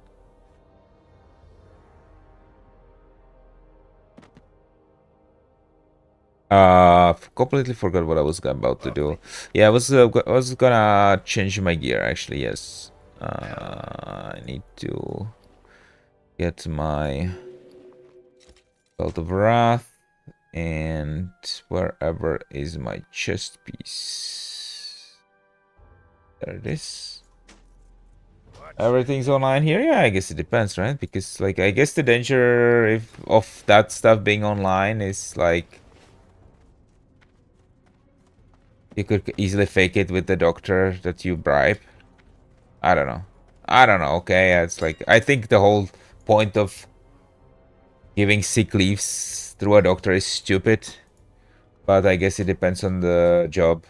And I don't know. Okay, I'm not gonna use the traveler's backpack myself. I'm just gonna like sell it. Fuck it. We need lots of gold, okay? So arcane crystals. Oh, they're pretty high now, like 19 gold. Not bad. I mean, I guess that's not the highest they've ever been, but it's definitely like a good amount. I'm not gonna complain about 40 gold right here, okay?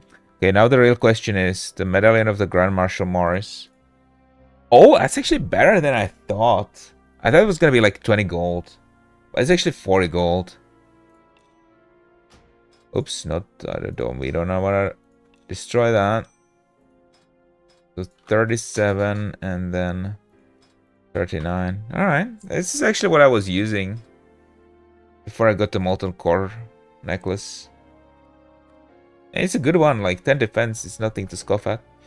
At least from my perspective. Other players will not share my opinion, but you guys know all about that.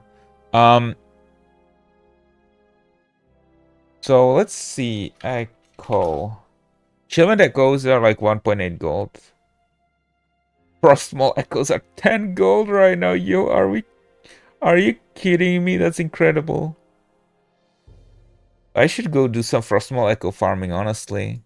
And just have my gear in no time. Shardtooth Echoes are 70 silver. They're definitely not worth farming. But holy shit, the Frostmaw Echoes. God. Alright, I'm off, brother. Have a good one. I hope you too, man. Chris, thanks for stopping by, man. See you, bro. Alright, I think I'm gonna do the same, honestly. I still have to, as I said, work a little bit on my machinima. Not a large amount. I'm gonna probably do like half an hour of editing. Maybe that's as much as it's gonna take. And I'll be online today, probably like during the day or in the evening. But like there's a like 70% chance, you know. I never wanna like guarantee it because like plans change and so on, right? I don't wanna have like a specific stream schedule because I like the freedom. I know people prefer having streamers with like a streaming schedule, and it's like good for the stream if you're on a good schedule. But right now I don't want to do that kind of commitment. So yeah, I might be online today, maybe not, but I would say there's a good chance I will be. And then Tuesday, I can promise you guys that I'm gonna be online. I don't want to miss this. I'm gonna be online at 7 p.m. I'm probably actually gonna start the stream at 6 p.m. But there's gonna be like a countdown towards the machinima, so people can like start checking in. Then the machinima is gonna play, and then I'm gonna log on, right? Then I'm gonna talk to you guys for like an hour before we do the actual raid. So yeah, that's what's happening. I'll tune in for KT. Yeah, I hope so, man. I hope everybody's gonna be here. It's gonna be a good one. I'm looking forward to it. I already like made some advertisements for the stream and so on. Congrats on hitting 60 with your Paladin on Friday. Cool stream to watch, especially in BRD. Yeah, it was cool, man. I was glad that I was able to ding a 60 on the boss man instead of on the trash. So thanks. Thanks for that. Yeah. All right. Guys, thanks a lot for watching on this ungodly hour, especially if you're European. That's crazy if you're here right now. And yeah, I will see you all in the next one. See ya. Bye.